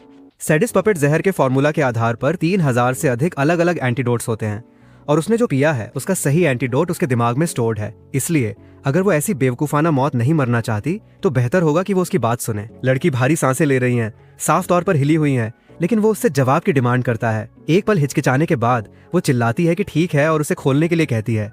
लेकिन कैलिक्स रिमार्क करता है कि वो उस इंसान पर बहुत गुस्से में दिख रही है जो उसकी जान बचा रहा है। वो कांप रही है, कुर्सी पर लगभग रोने वाली है और आजाद होने की भीख मांग रही है। रसेल को यह अजीब लगता है कि उसने अचानक कंप्लाई करने का फैसला कर लिया और वो वहां दया की भीख मांग रही है। कैलिक्स जानता है कि ये बस वो सड़ा हुआ बकरी का दूध है जो उसके पेट में तबाही मचा रहा है। वो रसेल से उसे खोलने की भीख मांगती है, लेकिन रसेल हिचकिचाता है और सवाल करता है कि क्या कैलिक्स भूल गया है कि उसने उसे मारने की कोशिश की थी। लड़का रिस्पॉन्ड करता है कि वो एक बहुत ही वैल्यूएबल विटनेस है और उन्हें उसके साथ थोड़ी डिग्निटी के साथ ट्रीट करना होगा। रसेल को कोई आइडिया नहीं है कि वो किस बारे में बात कर रहा है। इस बीच वो आजाद होने की भीख मांगती रहती है। वो आंसुओं की कगार पर है। ऐसा लग रहा है जैसे वो फ्रीडम के लिए भीख मांगते हुए फटने वाली हो। समय बीतता है। वो इवेंचुअली अनाउंस करती है कि वो यह रिपोर्ट करने जा रही है कि असैसिनेशन सक्सेसफुल रहा। वो कमरा छोड़ देती है। अब कैलिक्स जानता है कि उसे किसी ऐसे व्यक्ति से डील करना होगा जो सभी नाइट्स को कंट्रोल कर सकता है। वो इंसान बिल्कुल उसके बगल में खड़ा है। रसेल फिर ये जानने की डिमांड करता है कि कैलिक्स ने ये सारी नॉलेज कैसे हासिल की। वह बेवकूफ ये कहने ही वाला होता है कि उसने सब कुछ किताबों से सीखा है, लेकिन उसे एहसास होता है कि रसेल इस पर भरोसा नहीं करेगा। रसेल उसे वार्न करता है कि किताब के जरिए ऐसी चीजों को एक्सप्लेन करना एक तरह से मौत की सजा पर साइन करने जैसा होगा। अब कैलिक्स समझ नहीं पाता कि क्या कहे। अगर वो दावा करेगा कि वो दूसरी दुनिया से है तो कोई उस पर विश्वास नहीं करेगा। वो फिर रसेल से पूछता है कि क्या उसे वो खंजर याद है जो उसने अपने ही सीने में घोंपा था। रसेल कहता है कि उसे याद है, लेकिन जानना चाहता है कि वो इसकी बात क्यों उठा रहा है। हमारा लड़का समझाता है कि वो खंजर वास्तव में उसकी माँ से पास डाउन हुआ एक हीरलूम है। उन्होंने दावा किया था कि इसमें मिस्टीरियस पावर्स थीं और ऐसा लगता है कि वे पावर्स अब उसके अंदर अवेकन हो गई हैं। रसेल कन्विंस्ड नहीं दिखता, लेकिन कैलिक्स कहता है कि उसने कभी नहीं सोचा था कि ऐसी नॉलेज हासिल करने का सीक्रेट अपने ही दिल पर वार करना था। बटलर जिद करता है कि अगर ये इतनी रेयर आइटम होती तो हर कोई इसके बारे में जानता। कैलिक्स एक पल के लिए सोचता है और पूछता है कि क्या उसने क्लियर का खंजर के बारे में सुना है। अपरेंटली रसेल ने सुना है, क्योंकि वो पूछता है कि क्या पिछली लेडी का खंजर सच में वो आर्टिफैक्ट था। अगर ये सच में वो ट्रेजर था तो ये कैलिक्स की वास्ट नॉलेज को एक्सप्लेन कर सकता है। हालांकि रसेल कहता है कि एक इशू है। वो अब जानना चाहता है कि क्या इसके बारे में किसी और को पता है। कैलिक्स उसे एश्योर करता है कि किसी को नहीं पता, वो पहला है। वो फिर रसेल से पूछता है कि उसने लैला की स्टोरी के बारे में क्या सोचा। स्पेसिफिकली ये आइडिया कि काउंट क्लियर के सभी मूवमेंट्स उसके पिता के मूवमेंट्स लीक हो गए हैं। उसके पिता जैसा एक नाइट जो रैंक में आगे बढ़ने की कगार पर था, उसे एक मामूली मॉन्स्टर के अटैक में नहीं मरना चाहिए था। ऐसी स्टोरी पर विश्वास करना रिडिकुलस है। रसेल तुरंत समझ जाता है कि कैलिक्स उसकी मदद मांग रहा है, लेकिन सक्सेशन के पॉलिटिकल गेम्स में रसेल का शामिल होने का कोई इरादा नहीं है। हालांकि अगर काउंट की मौत सच में प्रीमेडिटेटेड थी तो ये सब कुछ बदल देता है। फिर भी अपनी तलवार को पकड़ते हुए रसेल इंटरनली डिबेट करता है। एक सोल्जर के रूप में वो पॉलिटिक्स में नहीं उलझना चाहता। इस प्रिंसिपल ने 50 सालों तक उसका गाइडेंस किया है। जैसे ही वो कैलिक्स से ये एक्सप्रेस करने वाला होता है, लड़का अचानक चिल्ला पड़ता है, ये जानने की डिमांड करते हुए कि उसके पिता को क्यों मरना पड़ा। वो बस ये समझना चाहता है कि उसके पिता का मर्डर क्यों किया गया और इसके पीछे कौन था। ऑब्वियसली ताकि वो अपने रिवेंज की प्लानिंग शुरू कर सके। उसने रसेल से पूछा कि क्या वो भी क्यूरियस नहीं है। जो कोई भी था, वे पहले से ही जानते हैं कि वो कोई ऐसा व्यक्ति था जिसे उसकी मौत से फायदा होने वाला था, लेकिन वे सिर्फ इसलिए हार नहीं मान सकते क्योंकि सिचुएशन डिफिकल्ट लग रही है। वो एक पल के लिए रुकता है और पूछता है कि क्या एक नाइट के लिए उस परिवार की सेवा करना सच में सही है जिसने एक असैसिनेशन ऑर्केस्ट्रेट किया हो। रसेल एक पल के लिए फ्रीज हो जाता है। फिर वो घुटने टेकता है और कैलिक्स के प्रति लॉयल्टी की कसम खाता है। हमारा लड़का थ्रिल्ड है, लेकिन यहाँ रसेल एक एविएट जोड़ता है। ऐसा करके वो उन बिलीव्स को अबंडन कर रहा है जो उसने 50 सालों से रखे थे कि वो कभी पॉलिटिक्स में शामिल नहीं होगा। लेकिन कैलिक्स एक सहयोगी के रूप में इतने पावरफुल व्यक्ति को पाकर खुश है, खासकर उसे जो उस वेंजेंस में इन्वेस्टेड है जो वो चाहता है। वह रसेल से उठने के लिए कहता है और कहता है कि उसे किसी ऐसे व्यक्ति के प्रति लॉयल्टी की कसम खाने की जरूरत नहीं है जिसके पास अभी तक टाइटल भी नहीं है। लेकिन रसेल उसे रीअश्योर करता है, ये कहते हुए कि वह यह एश्योर करेगा कि लड़का स्ट्रांग बने। हमारा बंदा जल्दी से सब्जेक्ट चेंज करता है। वो नहीं चाहता कि ये कन्वर्सेशन रसेल द्वारा उसे ट्रेन करने के सजेशन की तरफ बढ़े। फिर वो कहता है कि अब जब वे काउंटेस के पॉइजनिंग अटेम्प्ट के बारे में जानते हैं तो सब कुछ जगह पर आ रहा है। वे अपने रिवेंज की केवल शुरुआत में हैं। रसेल पूछता है कि वो कैसे असिस्ट कर सकता है। कैलिक्स रिप्लाई करने ही वाला होता है कि सीन चेंज हो जाता है। लोगों का एक ग्रुप एक इनॉर्मस टेबल के चारों तरफ इकट्ठा है। एक फैन के साथ एक ब्लॉन्ड महिला कमेंट करती है कि आखिरकार हर कोई प्रेजेंट है। कुछ लोग फुसफुसाते हैं, सवाल करते हैं कि काउंटेस सिंहासन पर क्यों बैठी हैं। काउंटेस बोलना शुरू करती हैं, ये कहते हुए कि उनमें से कुछ लोग पहले से ही जानते हैं कि कल प्रिंस कैलिक्स के साथ क्या हुआ। उसने एक जहर का इस्तेमाल करके अपनी जान लेने का प्रयास किया, जिसे स्लो डेथ के रूप में जाना जाता है। एक बुजुर्ग आदमी कहता है कि ये उन लोगों के लिए क्लासिक चॉइस है जो अपनी जान लेना चाहते हैं, और अगर उसने इसे कंज्यूम किया था तो मौत इनएविटेबल थी। हर कोई अवेयर है कि कैलिक्स की मौत के साथ जिस फैक्शन को वो रिप्रेजेंट करता था वो इरेलेवेंट हो गया है। काउंटेस कैलिक्स की अपरेंट डिमाइस से ओवरजॉयड है। अब ये सर्टेन है कि ग्रम्बाइन काउंट की सीट अज्यूम करेगा। कमरे में हर कोई यही सवाल पूछ रहा है। कुछ सजेस्ट करते हैं कि काउंटेस टेम्पररी चार्ज ले लें। इस बीच अगले कमरे में एक लड़का तैयार हो रहा है, ये रिमार्क करते हुए कि चीजें काफी इंटरेस्टिंग हो रही हैं। वो रसेल को आवाज देता है जो डिक्लेयर करता है कि वो एंड तक उसे फॉलो करेगा। हमारा लड़का पूरी तरह से आर्मर्ड है, बैटल के लिए रेडी है। ऐसा लगता है कि ग्रम्बाइन बस कोई चब्बी बच्चा है, लाइकली उसी स्कीमिंग महिला का बेटा। हर कोई मुस्कुरा रहा है जब तक कि कोई दरवाजा लात मारकर नहीं खोल देता। अंदर कौन कदम रखता है? एवरीवन। उनके शॉक्ड चेहरों से आप पहले से ही जानते हैं, ये कैलिक्स हैं जिसके बिल्कुल पीछे रसेल है। काउंटेस अटरली कंफ्यूज्ड हैं, ये समझने में इनेबल कि वो जिंदा क्यों है। कमरे में हर कोई वही सवाल फुसफुसाना शुरू कर देता है। कैलिक्स काउंटेस के पास जाता है और उन्हें नाम से बुलाता है। वो उन्हें इन्फॉर्म करता है कि वो सिंहासन जिस पर वो बैठी हैं उनका नहीं है। वो कूल प्ले करने की कोशिश करती हैं, कमेंट करते हुए कि वो कितने एनर्जेटिक दिख रहे हैं और वो कैसा फील कर रहे हैं। वो मुस्कुराता है, ये कहते हुए कि उसने जहर पिया था लेकिन लकीली सरवाइव कर गया। फिर वो उन्हें वार्न करता है कि वो अपनी योजनाओं में बहुत ज्यादा जल्दबाजी कर रही थी। वो उससे शांत होने और बेसलेस एक्यूजेशंस न लगाने के लिए कहती हैं। भले ही उसने कभी उन्हें अपनी माँ के रूप में एक्नॉलेज नहीं किया, लेकिन उन्हें एक असैसिन कहना अनफॉरगिवेबल है। वो चिल्लाती हैं और डिक्लेयर करती हैं कि ग्रैंड हॉल में इंसान को अपने शब्दों की रिस्पॉन्सिबिलिटी लेनी चाहिए। लेकिन कैलिक्स रिस्पॉन्ड करता है कि ये इंप्रेसिव है कि एक्सपोज होने के बाद भी वो इतनी डिसऑनेस्ट बनी हुई हैं। डचेस क्लूलेस है कि वो क्या प्लान कर रहा है, पूछती है कि वो किस बारे में बात कर रहा है। कैलिक्स बस कहता है कि अभी के लिए ये अगला स्टेप है। अचानक वो अपने हाथ से ताली बजाता है और कोई कमरे में एंटर करता है। लैला अंदर आती है और वो अनाउंस करता है कि विटनेस के पास कहने के लिए कुछ है। कमरे में दूसरों को कोई आइडिया नहीं है कि ये महिला कौन है, जबकि डचेस तुरंत रियलाइज करती हैं कि अगर ये वही है जो वो सोच रही हैं तो वो गहरी मुसीबत में है। लैला घुटने टेकती है और कैलिक्स उससे अपना नाम बताने के लिए कहता है। लड़की धीरे से अपनी आंखें खोलती हैं, ग्रम्बाइन पर नजर डालती है और खुद को लैला के रूप में इंट्रोड्यूस करती हैं। अब डचेस पैनिक कर रही हैं, अनश्योर कि ये लड़की यहाँ क्यों है। लैला खुद को होशिरन फैमिली की स्पेशल ऑपरेशंस यूनिट से एक शैडो ऑपरेटिव के रूप में इंट्रोड्यूस करती है। कैलिक्स उसे एक्सप्लेन करने का कमांड देता है। वो समझाती है कि इस यूनिट के मेंबर्स अनाथ होते हैं जिन्हें गोडा फील्ड्स में ट्रेन किया जाता है। जो बच्चे सरवाइव कर गए उन्हें सेलेक्ट किया गया और झूठी आइडेंटिटीज के साथ दूसरी लोकेशंस पर भेजा गया। वो पूछता है कि क्या वो उसके महल में अंडरकवर काम कर रही थी। वो हाँ कहती है, ये प्रिटेंड करते हुए कि वो लेडी स्टेला द्वारा एम्प्लॉयड एक मेड थी। कैलिक्स फिर पूछता है कि क्या वो अपना ट्रू मिशन जानती थी। लैला मानती है कि वो जानती थी। डचेस रोते हुए दावा करती हैं कि ये सब एक नॉनसेंसिकल कॉन्स्पिरेसी है। कमरे में दूसरे लोग प्रोटेस्ट करते हैं कि लैला ने 5 साल तक महल में काम किया था। वो पॉसिबली एक स्पाई कैसे हो सकती है। कमरा इस एक्यूजेशन से भर जाता है कि होशिरन फैमिली कुछ स्कीम कर रही है। हालांकि दूसरे सवाल करते हैं कि लैला बिना किसी रीजन के ऐसी चीज क्यों कन्फेस करेगी। डचेस के बगल में खड़ा ट्रेजरर पैनिक करना शुरू कर देता है। वह रसेल पर चिल्लाता है और जानने की डिमांड करता है कि वो खामोश क्यों है। क्या वो सच में उसके जैसी मेड के शब्दों पर भरोसा कर रहा है। रसेल शांति से रिस्पॉन्ड करता है कि वो कोई मेड नहीं बल्कि रंगे हाथों पकड़ी गई एक क्रिमिनल है। उसे ये मानने के लिए मजबूर किया गया था कि वो होशिरन फैमिली के लिए काम करने वाली एक स्पाई थी। चाहे ये कोई कॉन्स्पिरेसी हो या न हो, इसका फैसला उसकी टेस्टिमनी सुनने के बाद ही किया जाना चाहिए।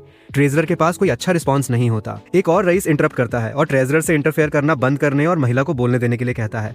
ट्रेजरर गुस्से में पूछता है कि उसने अभी क्या कहा, लेकिन कोई और चिल्लाता है कि सब शांत हो जाओ। कमरा खामोश हो जाता है और डचेस का गुस्सा साफ देखा जा सकता है। कोई लैला से पूछता है कि होशिरन फैमिली के लिए काम करते समय उसका मिशन क्या था। वो बताती है कि ये जानकारी जुटाना था। कैलिक्स पूछता है कि किस तरह की जानकारी। वो समझाती है कि उसे इलाके के सभी इनकम और एक्सपेंसेस को ट्रैक करने, फॉर्मर काउंट के सभी ट्रैवल डेट्स और डेस्टिनेशंस जानने और पॉलिटिकल एलाइज और वेसल्स के मूवमेंट्स को मॉनिटर करने का टास्क दिया गया था। कैलिक्स फिर आगे बढ़ता है और उससे पूछता है कि उसका सबसे रीसेंट मिशन क्या था। वह रिवील करती है कि उसके ऑर्डर्स प्रिंस कैलिक्स को स्लो डेथ वेनम से जहर देने के थे। उसकी मौत के बाद उसे उसके कमरे में एक फॉर्ज्ड सुसाइड नोट रखना था ताकि ऐसा लगे कि उसने अपनी जान खुद ली है। कैलिक्स कोल्ड और कैलकुलेटेड तरीके से उससे पूछता है कि उसके मिशन का आउटकम क्या रहा। वो मानती है कि उसने सक्सेसफुली उसे जहर दे दिया था, लेकिन काउंट रसेल द्वारा पकड़ ली गई जब वो नोट प्लांट करने के लिए एंटर हुई थी। डचेस चिल्लाती हैं, डिमांड करते हुए कि महिला को अरेस्ट किया जाए। गार्ड्स लैला को सीज करने के लिए झपटते हैं, जो रेसिस्ट करने की कोशिश करती है, चिल्लाते हुए कि इन दावों को बैक करने के लिए कोई सबूत नहीं है। कैलिक्स हमेशा की तरह कंपोज्ड दिखते हुए रसेल को आवाज देता है। रसेल सिर हिलाता है और फॉर्ज्ड सुसाइड नोट प्रेजेंट करता है। वो एक्सप्लेन करता है कि वो कैलिक्स के कमरे में था जब लैला लेटर प्लांट करने के लिए एंटर हुई थी। फिर वो अर्थ स्क्रॉल की एक मेमोरी रिवील करता है। वो हर किसी को रिमाइंड कराता है कि ये मैजिक मैलिशियस इंटेंशंस को रिवील करने में कैपेबल हैं। इस स्क्रॉल के साथ वे ये अनकवर कर सकते थे कि लैला को ये एक्ट कैरी आउट करने का ऑर्डर किसने दिया था। ट्रेजरर रियलाइज करता है कि अगर ये एविडेंस रिवील हो गया तो ये उन सभी के लिए एंड होगा। उन्हें इसे रोकना होगा, भले ही इसका मतलब कमरे में सभी को साइलेंस करना हो। कैलिक्स ट्रेजरर की टेंशन नोटिस करते हुए स्मर करता है। वो पहले से ही जानता था कि वो कुछ ड्रास्टिक ट्राई करेगा। वो अपनी बाहें फैलाता है और नाइट्स को एंटर करने के लिए कॉल करता है। कमरा कदमों की आवाज से भर जाता है। जैसे ही नाइट्स की एक आर्मी मार्च करते हुए अंदर आती है, खुद को हर रईस के पीछे पोजीशन करते हुए। अब सच को सप्रेस करने का कोई तरीका नहीं था। ट्रेजरर टेरिफाइड होकर रसेल से जानने की डिमांड करता है कि इसका क्या मतलब है। रसेल समझाता है कि स्क्रॉल के कंटेंट्स को रिव्यू करने के बाद रिजल्ट शॉकिंग थे। डिसऑर्डर और केओस को प्रिवेंट करने के लिए नाइट्स को समन करना ही एकमात्र ऑप्शन था। रईस प्रोटेस्ट करते हैं, दावा करते हुए कि सेक्रेड ग्रेट हॉल में सोल्जर्स को लाना गलत है। इस बीच ग्रम्बाइन चब्बी वारिस स्तब्ध खामोशी में बैठा है, किसी बेवकूफ की तरह दिखते हुए। डचेस रियलाइज करते हुए कि नाइट्स की प्रेजेंस का मतलब है कि एविडेंस इरिफ्यूटेबल है, जानती हैं कि वो ट्रैप्ड हैं, अब वो कुछ नहीं कर सकती। कैलिक्स फिर रसेल से पूछता है कि उस रईस के लिए क्या पनिशमेंट है जो अपने ही परिवार के किसी मेंबर को मारने की कोशिश करता है। रसेल रिप्लाई करता है कि ये फांसी की सजा है। डचेस डेस्पिरेशन में अपने सुअर जैसे बेटे को पकड़ती हैं और डिक्लेयर करती हैं कि उसका इससे कोई लेना देना नहीं था। वो कैलिक्स की तरफ मुड़ती हैं और प्लीड करते हुए कहती हैं कि भले ही वे खून से रिलेटेड नहीं हैं, फिर भी वो उसकी माँ हैं। वो उससे उन पर भरोसा करने की भीख मांगती हैं, लेकिन कैलिक्स केवल लैला पर नजर डालता है। एक चतुर मुस्कान के साथ वो उससे पूछता है कि क्या ये सच है। लैला कांपते हुए रिवील करती है कि जब उसे काउंटेस से ऑर्डर्स मिले थे तब प्रिंस ग्रम्बाइन वहां प्रेजेंट था। कैलिक्स मुस्कुराता है और डचेस निराशा में गिर जाती हैं, चिल्लाते और रोते हुए दावा करती हैं कि ये सब झूठ है। लेकिन क्या ये झूठ है? हमारा लड़का अनफेज्ड होकर अनाउंस करता है कि उसे परवाह नहीं है कि ये झूठ है या नहीं। वह उन दोनों को नीचा दिखाने के लिए डिटरमाइंड है। आखिरकार वही थी जिन्होंने पहली जगह में उसकी हत्या करने की कोशिश की थी, जिससे वे असली कायर बन जाते हैं। फर्श पर उन्हें सुबकते हुए देखते हुए वो डिक्लेयर करता है कि फॉक्स हंट अब अपने क्लाइमैक्स पर पहुंच गया है। जैसे ही डचेस वहां बैठती हैं, उनका जबड़ा सदमे में व्यावहारिक रूप से टेबल से चिपक जाता है। कोई अचानक टेबल पर अपना हाथ पटकता है और कैलिक्स को आवाज देता है। कैलिक्स देखता है, वो खुद मैकडॉनल्ड्स का राजा ग्रम्बाइन है। डचेस अपने बेटे के लिए चिल्लाती हैं और कैलिक्स बिल्कुल सही समय पर मुड़कर लड़के को अपने बगल में देखता है, लेकिन खुद को डिफेंड करने के बजाय ग्रम्बाइन घुटने टेकता है और कैलिक्स के सामने गहराई से झुकता है। पूरा कमरा स्तब्ध है। जैसे ही ग्रम्बाइन फर्श को घूरता है, जैसे कि वो चींटियां ढूंढ रहा हो। दूसरे रईस उसे खड़े होने के लिए अर्ज करते हैं, ये जानने की डिमांड करते हुए कि क्या चल रहा है, लेकिन ग्रम्बाइन कैलिक्स को आवाज देता है और कहता है कि वो कोई भी पनिशमेंट एक्सेप्ट करेगा जब तक कि उसकी माँ को बख्श दिया जाए। डचेस कंफ्यूज्ड और पैनिक करते हुए ग्रम्बाइन पर चिल्लाना शुरू करती हैं कि वो अपनी सीट पर वापस जाए। रईस बड़बड़ाते हैं कि चीजें बहुत आगे निकल गई हैं, लेकिन ये साफ है कि ग्रम्बाइन ने अपनी माँ को बचाने के लिए एक लाइन क्रॉस कर ली है। कैलिक्स तुरंत रियलाइज करता है कि अगर वो अभी उन दोनों को मारने का ऑर्डर देगा तो उसे विलन के रूप में देखा जाएगा। वो सोचता है कि क्या ये शुरू से ही ग्रम्बाइन का प्लान था। अपने गुस्से के बावजूद वो ग्रम्बाइन के कंधे पर हाथ रखता है और कहता है कि ये ठीक है। अगर वो सच में अपनी माँ की इतनी परवाह करता है तो कैलिक्स के पास कोई चारा नहीं है। ग्रम्बाइन ऊपर देखता है, सरप्राइज्ड और होपफुल होकर पूछता है कि उसका क्या मतलब है। कैलिक्स स्टेट करता है कि अगर ग्रम्बाइन अपना इन्वॉल्वमेंट कन्फेस करता है तो वो उसकी माँ के लिए एक रिड्यूस्ड पनिशमेंट की रिक्वेस्ट करेगा, लेकिन वो उसे ध्यान से सोचने की वार्निंग देता है कि इसका क्या मतलब है। रुबाइन हिचकिचाता है, अनश्योर कि क्या कहें, जबकि डचेस उस पर चिल्लाती हैं कि वो कुछ भी अननेसेसरी न करे। वह कैलिक्स को अपने बड़े बेटे को थ्रेटन करना बंद करने का ऑर्डर देती हैं, लेकिन दूसरे रईस इंटरजेक्ट करते हुए पहली जगह में कैलिक्स को मारने की प्लॉटिंग करने के लिए उन्हें ब्लेम करते हैं। इस बीच रुबाइन खोया हुआ सा दिखता है, ये समझने में इनेबल कि सब कुछ इतनी भयानक तरीके से आउट ऑफ कंट्रोल कैसे हो गया। कैलिक्स इस केओस से थककर रसेल को कॉल करता है और उसे उन दोनों को अरेस्ट करने का इंस्ट्रक्शन देता है। कोने में खड़े नाइट्स आगे बढ़ते हैं और डचेस को सराउंड कर लेते हैं। वो उन्हें रुकने का ऑर्डर देती हैं, सवाल करते हुए कि क्या वे जानते हैं कि वो कौन है, लेकिन साइड से रुबाइन केवल देख सकता है जैसे ही उसकी माँ का मुंह बंद कर दिया जाता है। वो अपनी मुट्ठियां भींचता है। कैलिक्स उसकी तरफ मुड़ता है और पूछता है कि क्या वो उसे जहर देने की कोशिश करने के क्राइम की रिस्पॉन्सिबिलिटी लेगा। अपने डर के बावजूद रुबाइन अनएक्सपेक्टेड करेज दिखाते हुए इसे एडमिट करता है। कैलिक्स ने इसकी एंटिसिपेट की थी। आखिरकार ये एकमात्र मूव था जो रुबाइन के पास बचा था। लड़के के कैलकुलेशन से इम्प्रेस्ड होकर कैलिक्स डिक्लेयर करता है कि चूंकि उसने एविडेंस पूरी तरह से रिवील होने से पहले कन्फेस कर लिया, इसलिए परिवार का नाम अनटार्निश्ड रहेगा। हालांकि उसकी सजा के हिस्से के रूप में रुबाइन को अपने माना को परमानेंटली सील करना होगा, ताकि ये साबित हो सके कि वो आगे कोई नुकसान नहीं पहुंचाएगा। रुबाइन ने इसकी उम्मीद नहीं की थी। इस किंगडम में सोसाइटी क्लासेस में डिवाइडेड हैं, नोबल्स, नाइट्स, कॉमनर्स और स्लेव्स। नाइट बनने का एकमात्र तरीका बॉडी को स्ट्रेंथ देने के लिए माना का इस्तेमाल करना है। किसी का माना सील करना एक रईस के लिए सोशल डेथ सेंटेंस के समान है। रुबाइन डेस्परेटली अपनी माँ की तरफ मुड़ता है, जो फर्श पर लेटी हुई कंफ्यूज्ड है कि वो क्या करेगा। अगर वो अपना माना सील करने से मना करता है तो उसकी माँ एक्सपोज हो जाएगी और उसे फांसी दे दी जाएगी, एक ऐसा फेट जिसे वो एक्सेप्ट नहीं कर सकता। अपने गै के माध्यम से बोलने में असमर्थ डचेस हिंसक रूप से अपना सिर हिलाती हैं, ये जानते हुए कि यह पनिशमेंट एक रईस के लिए मौत से भी बदतर है। एक गहरी सांस लेते हुए रुबाइन खड़ा होता है और टर्म्स से एग्री करता है।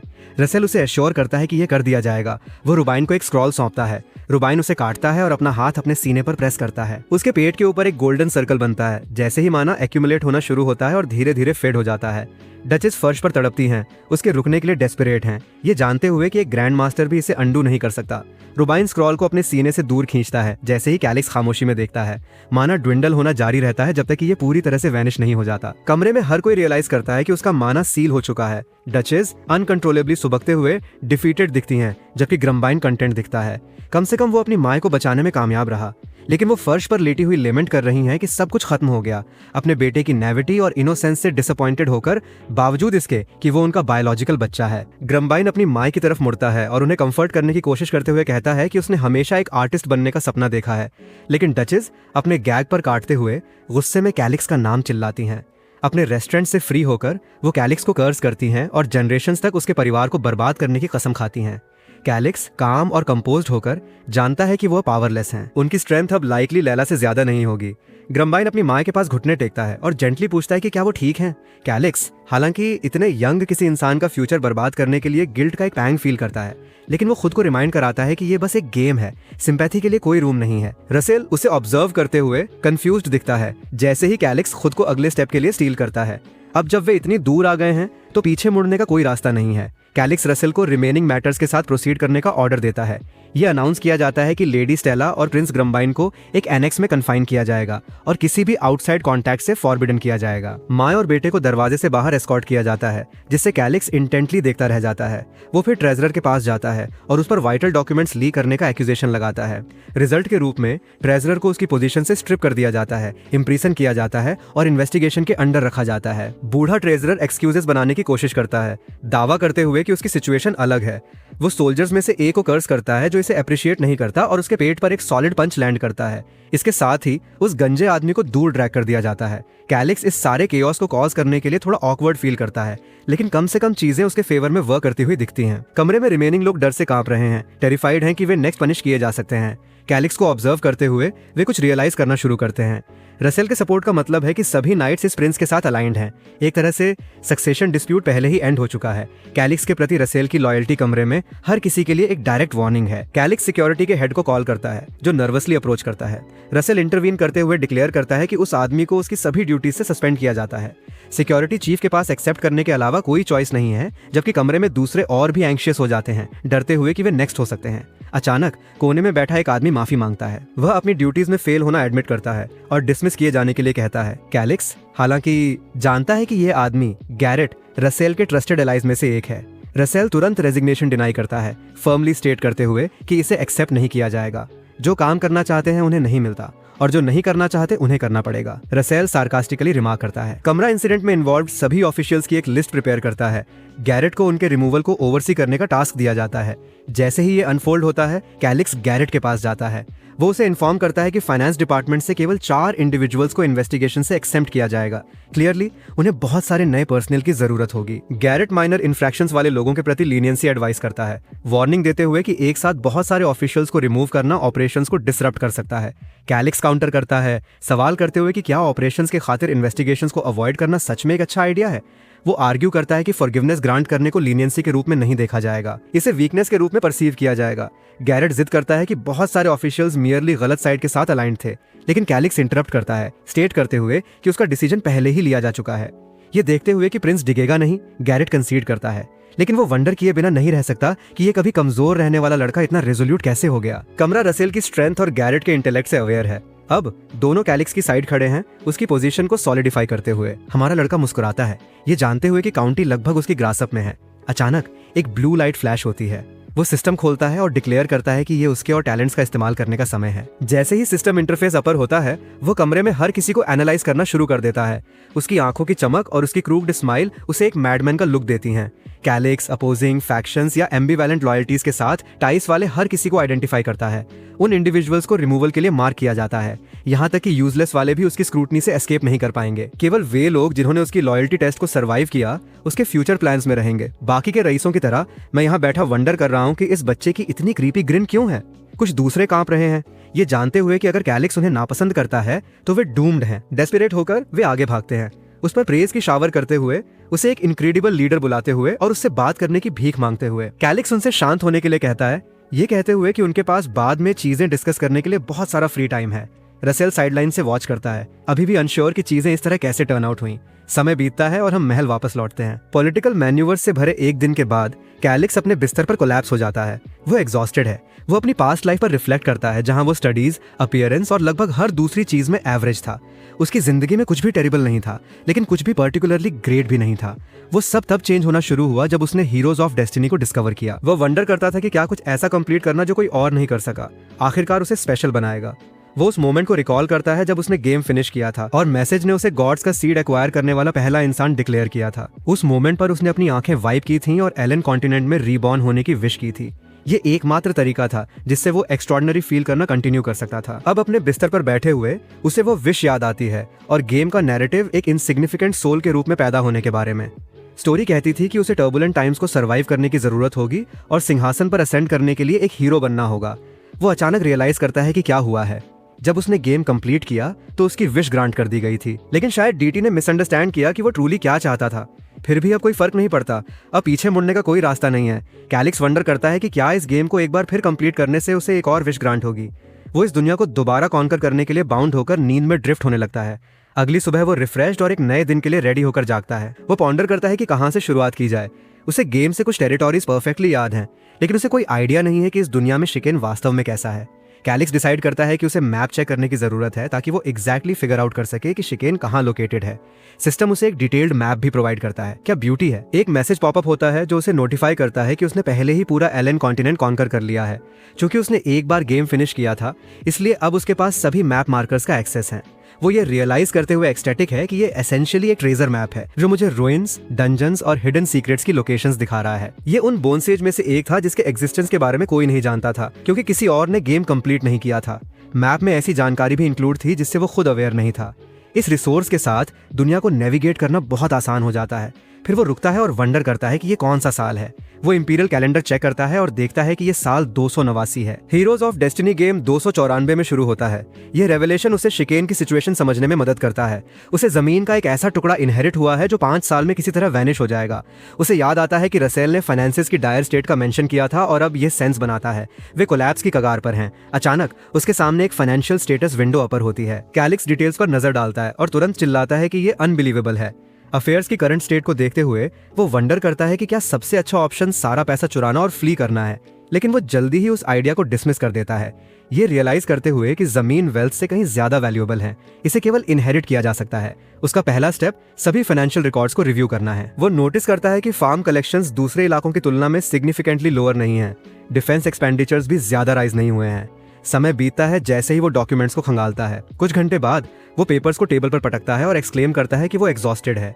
इलाका के 10 साल के फाइनेंसेस को एनालाइज करना उसके लिए बहुत ज्यादा है। हालांकि वो एक मेजर प्रॉब्लम आइडेंटिफाई करता है। मेद्रोसा डेजर्ट के साथ ट्रेड रूट सेवर हो गया है। अपेरेंटली दूसरे नेशन ने एक ज्यादा ल्यूक्रेटिव ट्रेड रूट एस्टैब्लिश किया जिसने मर्चेंट्स को अवे ड्रॉ किया। जो चीज उसे पजल करती है वो ये है कि वे इतने बड़े स्केल के प्रोजेक्ट को फंड करने में कैसे कामयाब रहे। उसके ऊपर एनुअल डेब्ट्स उनकी ईयरली इनकम से ज्यादा तेजी से ग्रो कर रहे हैं। अकेले स्टैटिस्टिक्स इस मिस्ट्री को सॉल्व करने के लिए इनफ नहीं है, उसे और जानकारी चाहिए। फ्रस्ट्रेटेड होकर वो अपना सिर मलता है जब तक कि एक आइडिया स्पार्क नहीं होता। उसे मीटिंग का वो बूढ़ा आदमी याद आता है, ट्रेजरर गिड्रेस, जो फंड्स एम्बेजल करते हुए पकड़ा गया था। इस मोमेंट पर गिड्रेस डंजन्स में लॉक्ड अप हैं। सीन कैलिक्स के सेल्स में डिसेंड करने की तरफ शिफ्ट होता है। एंट्रेंस पर स्टेशन किया गया एक गार्ड पूछता है कि प्रिंस कैलिक्स वहाँ क्या कर रहे हैं।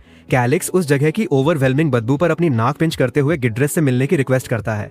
जैसे ही वे वॉक करते हैं, गार्ड रिमार्क करता है कि उसने कभी इमेजिन नहीं किया था कि प्रिंस ऐसी जगह विजिट करेंगे। कैलिक्स को मीटिंग से ये गार्ड याद आता है, एक ऐसा टाइप जो पावर के सामने इजीली सबमिट कर देता है। वह गार्ड को आवाज देता है जो नर्वसली रिस्पॉन्ड करता है। कैलिक्स यह जानते हुए कि गार्ड के पास अथॉरिटी लैक करती है, पूछता है कि क्या इनोसेंट लोगों के नाम क्लियर होने चाहिए। गार्ड एंथुसियास्टिकली एग्री करता है, यह कहते हुए कि प्रिंस एब्सोल्युटली करेक्ट हैं। कैलिक्स सजेस्ट करना कंटिन्यू करता है कि जो क्रिमिनल्स फ्रीडम डिजर्व नहीं करते उन्हें भी रीइन्वेस्टिगेट किया जाना चाहिए। गार्ड सैल्यूट करता है और दावा करता है कि वो परफेक्टली समझता है। हालांकि कैलिक्स पूरी तरह से ग्रासअप नहीं करता कि इस आदमी ने अपनी प्रीवियस लॉयल्टी क्यों अबंडन की उसके साथ वर्क करने के लिए। वो उसे अभी के लिए यूज करने का डिसाइड करता है। वो गार्ड को रिमाइंड कराता है कि उसे अभी लॉर्ड एड्रेस न करे क्योंकि उसने ऑफिशियली टाइटल नहीं लिया है। गार्ड माफी मांगता है, उसे फिर से प्रिंस बुलाते हुए। फॉर्मेलिटी को इतनी बुरी तरह एनफोर्स करने के लिए थोड़ा ऑकवर्ड फील करते हुए कैलिक्स बस गार्ड को उसे गिड्रेस के पास लीड करने का ऑर्डर देता है। मोमेंट्स बाद वे गिड्रेस के सेल पर अराइव करते हैं। अंदर गिड्रेस डिस्गस्टिंग फूड के बारे में कंप्लेन कर रहा है, ये डिक्लेयर करते हुए कि वो वैसे भी जल्दी ही बाहर आ जाएगा। अचानक कैलिक्स अपर होता है, ये पूछते हुए कि एग्जैक्टली गिड्रेस कैसे एस्केप करने का प्लान बना रहा है। उसके पास अपनी स्लीव में क्या इनक्रेडिबल प्लान है। गिड्रेस मुड़ता है, कॉन्फिडेंटली स्माइल करता है और कहता है कि वो प्रिंस का वेट कर रहा था। वो दावा करता है कि कैलिक्स पर उसका एक फेवर बकाया है। कंफ्यूज्ड होकर कैलिक्स रिटॉर्ट करता है कि उस पर गिड्रेस का कुछ बकाया नहीं है। एकमात्र चीज जो वो एश्योर करेगा वो ये है कि उसकी फांसी की रस्सी इतनी स्ट्रांग हो कि स्नैप ना हो।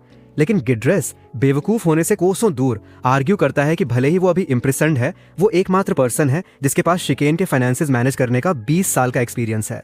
अगर प्रिंस उसे विजिट कर रहा है तो ये निश्चित रूप से उसी रीजन के लिए होगा। कैलिक्स उसे रिमाइंड कराता है कि उसने अपनी फाइनेंशियल पोजीशन लूज कर दी है, लेकिन गिड्रेस ये पूछकर काउंटर करता है कि क्या वो शिकेन के मैसिव डेब्ट की रूट के बारे में क्यूरियस है। कैलिक्स का गुस्सा फ्लेयर अप होता है जैसे ही स्मग ट्रेजरर अपनी सिचुएशन से ऑब्लिवियस दिखता है। इस बीच गिड्रस एरोगेंटली ग्रिन करता है। अचानक कैलिक्स गार्ड को कॉल करता है और पूछता है कि क्या कोई टॉर्चर एक्सपर्ट ऑन हैंड है। गार्ड हिचकिचाता है लेकिन कंफर्म करता है कि उनके पास एक है। कैलिक्स उसे एक्सपर्ट को फेच करने का ऑर्डर देता है। जब गार्ड दोबारा हिचकिचाता है तो कैलिक्स चिल्लाता है, ये पूछते हुए कि क्या ऐसा लग रहा है कि वो मजाक कर रहा है। टेरिफाइड होकर गार्ड कंप्लाई करने के लिए स्क्रैम्बल करता है, अपने पीछे धूल का एक गुबार छोड़ते हुए। फ्यूमिंग करते हुए कैलिक्स डिसाइड करता है कि गिड्रस को ये समझने की जरूरत है कि इस इलाके में चीजें कैसे हैंडल की जाती हैं।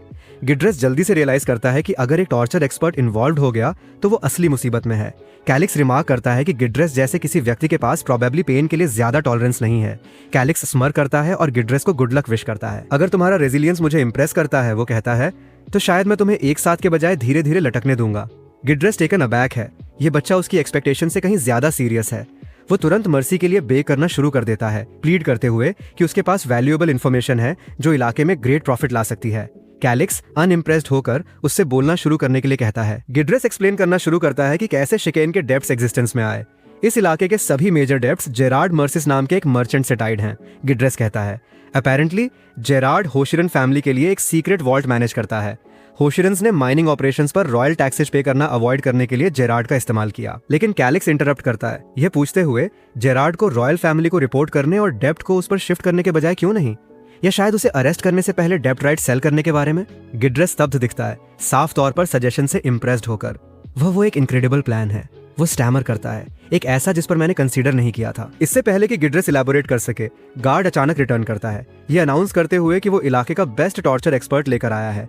कैलिक्स एक्साइटमेंट से लाइट अप हो जाता है, जबकि गिड्रस मर्सी के लिए और डेस्परेटली प्लीड करना शुरू कर देता है। मुझे पता है कि जेरार्ड का सीक्रेट वॉल्ट कहाँ है, वो ब्लर्ट आउट करता है। ये एक मोमेंट के लिए कैलिक्स का अटेंशन कैच करता है, लेकिन इससे पहले कि वो रिएक्ट कर सके, टॉर्चरर गिड्रस को फर्श पर शोव कर देता है, उसे कीप क्वाइट रहने के लिए कहते हुए। गिड्रस इंसिस्ट करना जारी रखता है, चिल्लाते हुए कि वो सच कह रहा है। उसने शिकेन में इतने लंबे समय तक काम किया है कि वो एकमात्र है जो वॉल्ट की लोकेशन जानता है। कैलिक्स अपने बूट से गिड्रस के चेहरे पर स्टेप करता है, उसे बोलने का कमांड देते हुए। एग्जैक्टली सीक्रेट वॉल्ट कहाँ है? गिड्रस हिचकिचाता है, क्लियरली स्टॉल करने की कोशिश करते हुए। कैलिक्स ग्राउल करता है, बोलना शुरू करो। प्रचरर अपनी उंगलियां क्रैक करता है, ये कहते हुए एक एक करके उंगलियां तोड़ना हमेशा एक अच्छी शुरुआत होती है। पैनिक्ड होकर गिड्रस एडमिट करता है कि उसने एक बार वॉल्ट ड्रॉप करने की कोशिश की थी, लेकिन फेल रहा। कैलिक्स तुरंत रिड्यूस करता है कि गिड्रस ने अकेले एक्ट नहीं किया था। बूढ़ा आदमी इसे कंफर्म करता है, ये एक्सप्लेन करते हुए कि उसने अपनी मदद के लिए कुछ बैंडिट्स को गोल्ड बार्स में पे किया था। तुमने कितना पे किया? कैलिक्स डिमांड करता है। 3 के लिए। 300? कैलिक्स इंटरप्ट करता है इनक्रेडुलस होकर। नहीं, 3000। गिड्रस वीकली फिनिश करता है। ये सुनकर कैलिक्स हंसी में बर्स्ट हो जाता है, उसकी आवाज डंजन में ओमिनसली इको करती है। सेल के बाहर खड़ा गार्ड नर्वसली गल्प करता है, वो जानता है कि जब प्रिंस इस तरह रिएक्ट करता है तो ये कभी अच्छा नहीं होता। कैलिक्स खुद को कंपोज करता है, उसकी आवाज आइसी है। 3000 गोल्ड? वो इस इलाके का एनुअल रेवेन्यू है। तुम्हें उस तरह का पैसा कहाँ से मिला? वो गिड्रस पर शिकेन की ट्रेजरी से फंड्स एम्बेजल करने का एक्यूजेशन लगाता है। गिड्रस अपना सिर जमीन पर झुकाता है, कन्फेस करते हुए कि उसके पास कोई चॉइस नहीं थी। अपॉर्चुनिटी बहुत टेम्पटिंग थी। वो कहता है, अगर वो कर्स्ड मैजिक क्रिस्टल ऑर्ब न होता तो मैं सक्सेसफुल हो जाता। कैलिक्स अपनी आंखें नैरो करता है, ये मैजिक क्रिस्टल ऑर्ब के बारे में क्या है? गिड्रस समझाता है कि ऑर्ब का इस्तेमाल वॉल्ट को एक्सेस करने के लिए किया गया था। वह ऐड करता है कि ऑर्ब को डुप्लीकेट करने में उसे 2500 गोल्ड कॉस्ट हुए। कैलिक्स चीजों को एक साथ पीस करना शुरू करता है। तुम्हारे साथ स्कैम हुआ था, वो फ्लैटली कहता है। बैंडिट्स और जेरार्ड मर्सिस लाइकली एक साथ वर्क कर रहे थे। गिड्रस अपना सिर शेक करता है और इंसिस्ट करता है कि यह इम्पॉसिबल है, मैंने इसे अपनी आंखों से देखा। जेरार्ड ने वॉल्ट डोर ओपन करने के लिए ऑर्ब का इस्तेमाल किया। कैलिक्स गिड्रस को वॉल्ट लोकेशन रिवील करने का ऑर्डर देता है। ये गोर्डा के हाईलैंड्स में है, गिड्रस कहता है। कैलिक्स अपना मैप खोलता है, और जबकि गिड्रस एडमिट करता है कि वो अपने अटेम्प्ट के दौरान ब्लाइंड फोल्डेड था, वो कॉन्फिडेंट है कि वॉल्ट उसी रीजन में है। प्रिंस रुकता है, डीप इन थॉट होकर। उसके चारों तरफ हर कोई वंडर करता है कि वो बस वहां खड़ा होकर कुछ क्यों नहीं घूर रहा है। मैप पर फोकस करते हुए कैलिक्स इन्वेस्टिगेट करने के लिए एक पोटेंशियल एरिया डिड्यूस करता है। वो रियलाइज करता है कि उसे किसी ऐसे व्यक्ति की जरूरत है जो गोडा के हाईलैंड से फैमिलियर हो। लैला का वो कमेंट याद करते हुए कि उसकी ऑर्फन स्क्वाड गोडा में ट्रेन हुई थी।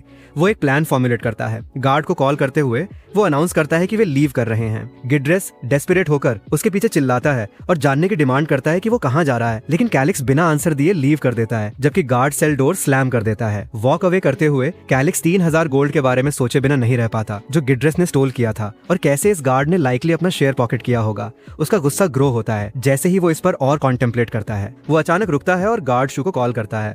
स्टार्टल्ड होकर शू नर्वसली पूछता है कि उसे क्या चाहिए। कैलिक्स कैजुअली 3000 गोल्ड का मेंशन करता है जो गिड्रेस ने स्टोल किया था और पूछता है कि क्या शू को इसके बारे में पता था। शू इग्नोरेंस फेन करते हुए किसी भी नॉलेज को वेहेमेंटली डिनाई करता है। कैलिक्स स्मर्क करता है और वॉक अवे करना स्टार्ट करता है। जब तुम बाहर थे तब मैंने गिड्रेस से कुछ इंटरेस्टिंग ओवरहियर किया था, वो क्रिप्टिकली कहता है। मैं एक जेनरस पर्सन हूँ, लेकिन कुछ चीजें हैं जिन्हें मैं सिंपली ओवरलुक नहीं कर सकता। वो शू को स्वेटिंग करता हुआ छोड़ देता है, अनश्योर कि क्या प्रिंस उससे कहीं ज्यादा जानता है जितना वो लेट ऑन कर रहा है। कैलिक्स का दिमाग पॉसिबिलिटीज से रेस करता है जैसे ही वो आउटवर्डली कंपोज्ड रहता है। अभी के लिए वो एक डिलेमा में है, लेकिन वो जानता है कि ये बस शुरुआत है। गार्ड जमीन पर कोलैप्स हो जाता है और वेल करता है कि उस कमबख्त पिग गिड्रेस ने निश्चित रूप से सब कुछ रिवील कर दिया होगा जब वो अवे था। डेस्परेट होकर वो फॉरगिवनेस के लिए बेग करता है, दोबारा कभी किसी को बिट्रे न करने का प्रॉमिस करते हुए। लेकिन कैलिक्स रिस्पॉन्ड नहीं करता। ये केवल तब होता है जब वो लुकअप करता है तो रियलाइज करता है कि प्रिंस पहले ही लीव कर चुका है। हालांकि गार्ड इसे श्रग ऑफ कर देता है और अपना गुस्सा गिड्रेस की तरफ शिफ्ट करता है। रिवेंज लेने के लिए डिटरमाइंड होकर वो डंजन की तरफ बोल्ड करता है। इस बीच कैलिक्स कैजुअली एक कुएं के पीछे लीन होकर खुद से स्मर कर रहा है। अचानक कोई पीछे से अप्रोच करता है और उसका अटेंशन कैच करता है। वह मुड़ता है, अपनी एक भौं उठाता है और पूछता है कि वो पर्सन कौन है। उनकी अटायर से वह उन्हें order of the blue lion से एक नाइट के रूप में आइडेंटिफाई करता है। वह पूछता है कि नाइट यहाँ क्या कर रहा है। नाइट खुद को क्रोट सालेम के रूप में इंट्रोड्यूस करता है और एक्सप्लेन करता है कि लॉर्ड रसेल ने उसे प्रिंस को एकम्पनी करने का टास्क दिया था। कैलिक्स इसे तुरंत एक्नॉलेज करता है और क्रोट के स्टैट्स एनालाइज करने के लिए अपना सिस्टम एक्टिवेट करता है। उसके सरप्राइज के लिए क्रोट 26 साल का है, एक सीनियर नाइट लेवल 52 और एस रैंक के रूप में क्लासिफाइड है, एक रिमार्केबल वॉरियर। कैलिक्स इंप्रेस्ड है और वंडर करता है कि इस कैलिबर का कोई व्यक्ति हीरोज ऑफ डेस्टिनी का पार्ट क्यों नहीं था। क्रोट सालेम नाम कोई बेल्स रिंग नहीं करता, जिससे कैलिक्स को सस्पेक्ट होता है कि वो गेम की टाइमलाइन में जल्दी ही मर गया होगा। 700 से अधिक पोटेंशियल स्कोर के साथ क्रोट इजीली महाद्वीप के टॉप 100 स्ट्रॉन्गेस्ट इंडिविजुअल्स में शामिल हो सकता था। उसकी मिलिट्री रैंकिंग उसकी रॉ पावर के साथ कंबाइन होकर उसे एक फॉर्मिडेबल एसेट बनाती है। कैलिक्स म्यूज करता है कि क्रोट का connection infamous messenger of death से भी हो सकता है, जो गेम का एक कैरेक्टर था जिसने एनिमीज को मर्सीलेसली स्लॉटर किया था और कभी अपना चेहरा रिवील नहीं किया था। लेकिन क्रोट का चीयरफुल डेमिनर और मस्कुलर फिजिक गेम में डिस्क्राइब किए गए एक थिन सिनिस्टर फिगर के साथ अलाइन नहीं होते। इस पर और ड्वेल न करने का डिसाइड करते हुए कैलिक्स एक्नॉलेज करता है कि क्रोट जैसे किसी व्यक्ति का आसपास होना बेनिफिशियल है, रिगार्डलेस उसके पास्ट के। क्रोट प्रिंस को आवाज देता है और उसे उसकी थॉट से स्नैप करता है और कमेंट करता है कि वो निश्चित रूप से डे ड्रीमिंग कर रहा होगा, क्योंकि वो बार बार क्रोट का नाम मटर कर रहा था। इससे पहले कि कैलिक्स रिप्लाई कर सके, क्रोट उसे इन्फॉर्म करता है कि जेरार्ड मर्सिस नाम के एक मर्चेंट ने ऑडियंस की रिक्वेस्ट की है। ये सुनकर कैलिक्स की आंखें नैरो हो जाती हैं। जेरार्ड मर्सिस, वही नाम जिसका गिड्रेस ने पहले मेंशन किया था, वो आदमी जिस पर उसने क्रिपलिंग डेप्थ नोट किया था और एकमात्र व्यक्ति जिसके पास मिस्टीरियस सीक्रेट वॉल्ट का एक्सेस था। अब चीजें इंटरेस्टिंग हो रही हैं। कैलिक्स आगे स्ट्राइड करता है और क्रोट को फॉलो करने का बेकन करता है। जैसे ही वे कॉरिडोर से वॉक करते हैं, कैलिक्स क्रोट के थोड़े क्लमजी डेमिनर को ऑब्जर्व करता है और कंक्लूड करता है कि उसका मैसेंजर ऑफ डेथ होना इम्पॉसिबल है। एक शॉर्ट टाइम बाद वे मीटिंग रूम में अराइव करते हैं। कैलिक्स अंदर कदम रखता है और जेरार्ड उसका स्वागत करता है, जो अपने सीने पर हाथ रखता है और खुद को एक छोटी ट्रेडिंग कंपनी के हेड के रूप में इंट्रोड्यूस करता है। कैलिक्स पोलाइटली रिस्पॉन्ड करता है, यह रिमार्क करते हुए कि उसने बिजनेस में जेरार्ड की वेल रेस्पेक्टेड रेपुटेशन के बारे में सुना है। तुम्हारे जैसे टैलेंटेड मर्चेंट्स का हमेशा स्वागत है, वो ऐड करता है। जेरार्ड गहराई से झुकता है, प्रिंस को उसके काइंड वर्ड्स के लिए थैंक्स कहते हुए। कैलिक्स सीधे मुद्दे पर आता है, ये पूछते हुए कि जेरार्ड जैसा एक सक्सेसफुल मर्चेंट उसके जैसे किसी व्यक्ति के साथ मीटिंग क्यों सीख करेगा। मैं करंटली अथॉरिटी की कोई ऑफिशियल पोजीशन होल्ड नहीं करता, कैलिक्स पॉइंट आउट करता है। अगर ये बिजनेस के बारे में है तो इलाकाई मामलों पर मेरा कोई ज्यूरिसडिक्शन नहीं है। जेरार्ड ऑकवर्डली चकल करता है, ये एडमिट करते हुए कि जबकि ये सच है कि शिकेन करंटली काउंट रसेल द्वारा मैनेज्ड है, इलाके का फ्यूचर कैलिक्स का है। शिकेन में कोई नहीं है जो आपके डिसीजंस को अपोज करे। प्रिंस कैलिक्स, जेरार्ड कॉन्फिडेंटली कहता है। कैलिक्स अपनी ह्यूमिलिटी मेंटेन करते हुए काउंटर करता है, मुझे ओवर एस्टिमेट मत करो, मैं बस 2 वारिसों में से एक हूँ, उससे ज्यादा कुछ नहीं। क्रोट हंसता है, ये पॉइंट आउट करते हुए कि कैलिक्स बहुत ज्यादा मॉडस्ट हो रहा है। हर कोई जानता है कि सक्सेशन पहले ही डिसाइड हो चुका है, भले ही इसे फॉर्मली अनाउंस न किया गया हो। जेरार्ड सिर हिलाता है, ये एडमिट करते हुए कि ऐसी अफवाहें उसी के अलाइन है जो उसने सुना है। मर्चेंट माफी मांगता है अगर उसके शब्द प्रिजम्पचुअस थे। कैलिक्स नोट करता है कि जेरार्ड अनडिनाइबली एक कैपेबल बिजनेसमैन है। आखिरकार वाइटल इंफॉर्मेशन तक एक्सेस के बिना कोई इस लाइन ऑफ वर्क में सर्वाइव नहीं कर पाता। हालांकि जेरार्ड खुद को पजल्ड पाता है। उसके सामने जो प्रिंस है वो एक नैव और फूलिश लड़के की अफवाहों से मैच नहीं करता। वो जिस पर्सन को देखता है वो शार्प, कैलकुलेटिंग और एक्सपेक्टेशन से कहीं ज्यादा मैच्योर है। फिर भी जेरार्ड कैलिक्स के स्ट्राइकिंग अपीयरेंस को कॉम्प्लीमेंट करता है, ये एडमिट करते हुए कि उसकी ब्यूटी के बारे में अफवाहें एग्जैपरेटेड नहीं थीं। फ्लश करते हुए जेरार्ड रिमार्क करता है कि कैलिक्स एग्जैक्टली उसका टाइप है। जेरार्ड के शब्दों के पीछे एक ओमिनस इंटेंट फील करते हुए कैलिक्स अचानक खड़ा हो जाता है। उसकी आवाज फर्म है, मुझे टाइम वेस्ट करना पसंद नहीं है, वो डिक्लेयर करता है। अगर तुम मुद्दे पर नहीं आते तो मैं लीव कर रहा हूँ। जेरार्ड तुरंत माफी मांगता है, ये रियलाइज करते हुए कि वो इस मीटिंग को लूज करना अफोर्ड नहीं कर सकता। भले ही वो प्रिंस के चार्म से कैप्टिवेटेड है, उसकी प्रायोरिटी उसके साथ एक वर्किंग रिलेशनशिप सिक्योर करना है। दोबारा सीटेड होकर कैलिक्स जेरार्ड को केयरफुली वॉच करता है और उसे डायरेक्टली बोलने का ऑर्डर देता है। जेरार्ड एक्सप्लेन करता है कि वो प्रिंस को सपोर्ट करना चाहता है, लेकिन उसके यहाँ होने का प्राइमरी रीजन पिछले काउंट द्वारा छोड़ा गया मैसिव डेब्ट है। इग्नोरेंस फेन करते हुए कैलिक्स दावा करता है कि उसने कभी ऐसे डेब्ट के बारे में नहीं सुना। जो बंदा फाइनेंसेस मैनेज कर रहा था वो अपने क्राइम्स के लिए जेल में है, वो नॉन चैलेंटली ऐड करता है। क्रोट पास में खड़ा होकर कैलिक्स के कैजुअल नाक छूने पर क्रिंज करता है, इसे अटरली डिस्टेस्टफुल पाते हुए। अनफेज्ड होकर जेरार्ड स्मर करता है, उसने इस रिस्पॉन्स को एंटिसिपेट किया था। वो जानता है कि कैलिक्स क्लूलेस होने से कोसों दूर है और ये कन्वर्सेशन बस अभी शुरू हो रहा है। जेरार्ड एक स्लाई स्माइल के साथ एक्सप्लेन करना शुरू करता है, ये सब बस 5 साल पहले शुरू हुआ था, इसलिए ये इम्पॉसिबल है कि आप इसके बारे में न जानते हो। वो बीम करता है, ये सोचते हुए कि ये वही मोमेंट है जिसका वो वेट कर रहा था। वो इस अडोरेबल छोटे प्रिंस के चेहरे पर निराशा और एक मॉन्यूमेंटल डेब्ट के साथ कन्फ्रंट होने पर डर की इमेजिन करता है। जेरार्ड कैलिक्स को आंसुओं में ब्रेकडाउन होते देखने और हेल्पलेसनेस में उसका चेहरा ट्विस्ट होते देखने के लिए ईगर है। वो कंटिन्यू करता है, एक 3 साल के कॉन्ट्रैक्ट के टर्म्स के अकॉर्डिंग पेमेंट किसी भी समय डिमांड की जा सकती है। ये अनफॉर्चुनेट है, लेकिन मुझे आपको इन्फॉर्म करना होगा 2 हफ्तों में 60,000 गोल्ड कॉइन्स पे किए जाने चाहिए। क्रोट उस नंबर पर फ्रीज हो जाता है, विजिबली शॉक्ड होकर, जबकि कैलिक्स काम रहता है। उसका एक्सप्रेशन अनरीडेबल है। जेरार्ड अज्यूम करता है कि प्रिंस कंपोज्ड रहने का नाटक कर रहा है, उसके स्टोइसिज्म के अटेम्प्ट को एब्सोल्युटली डिलाइटफुल पाते हुए। वह उस साइट में रेवल करता है, अपना इंटरनल मोनोलॉग कंटिन्यू करते हुए।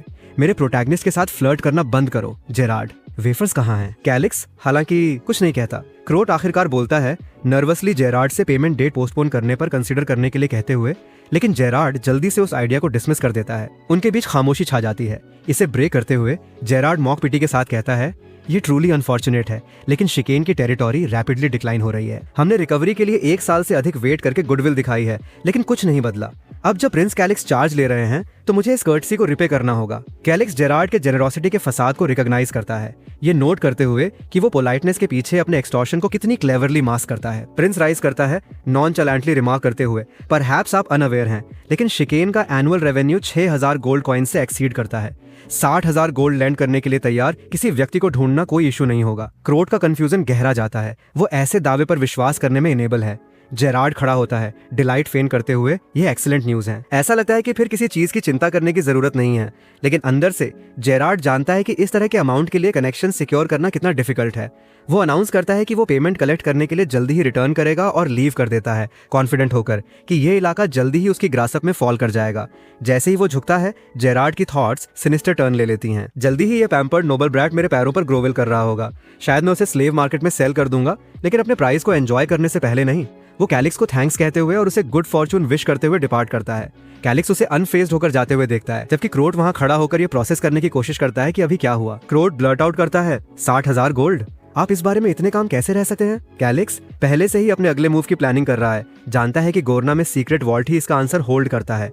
मैप ने पहले ही उस रीजन में रुइंस और ट्रेजर्स मार्क कर दिए थे। चैलेंज अब डेंजरस एलन कॉन्टिनेंट को नेविगेट करने में लाई करता है। गोरना के हाईलैंड्स पर्टिकुलरली पेरिलस हैं, जो रिस्गाथ जैसे इंटेलिजेंट क्रीचर्स का होम है।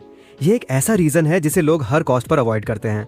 महल के बाहर क्रोट कैलिक्स से पूछता है कि वो आगे क्या करने का प्लान बना रहा है। कैलिक्स स्मर करता है, ये जानते हुए कि ये किसी ऐसे व्यक्ति को ढूंढने का समय है जो गोरना को अच्छी तरह जानता हो, लैला जैसे किसी को। सीन एक होल्डिंग एरिया के बाहर एक गार्ड स्टेशन की तरफ शिफ्ट होता है। वो कैलिक्स को स्पॉट करता है और नर्वसली उसका स्वागत करता है। प्रिंस गार्ड के वर्क को कॉम्प्लीमेंट करता है और प्रिजनर को देखने के लिए पूछता है। क्रोट आगे जाने का डिसाइड करता है, जबकि कैलिक्स इसे हैंडल करता है।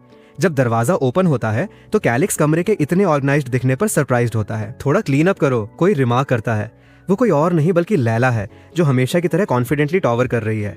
फाइनली वो जेरार्ड के साथ उन सभी बिजार एनकाउंटर्स के बाद वापस आ गई है।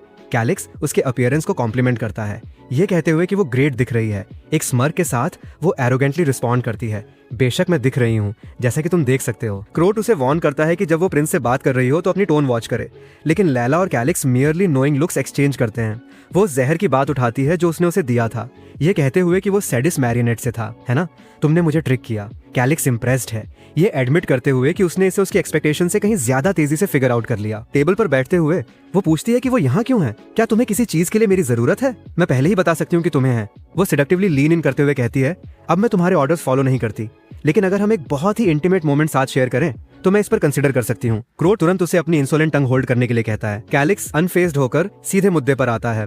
मैं यहाँ तुम्हें सर्वाइव करने का एक चांस देने आया हूँ। इंट्रीग्ड होकर लैला और डिटेल्स के लिए पूछती है। कैलिक्स एक्सप्लेन करता है कि जैसे ही वो रिलीज होगी वो मार दी जाएगी। लैला कंफ्यूज्ड दिखती है, जिससे कैलिक्स को इलैबोरेट करना पड़ता है। उसे पहले से ही पता होना चाहिए कि शिकेन फैमिली होशिनो के साथ एट ऑड्स है। ये ऑब्वियस है, लैला रिप्लाई करती है। तुमने होशिन के एकमात्र वारिस को अपना माना सील करने के लिए मजबूर किया।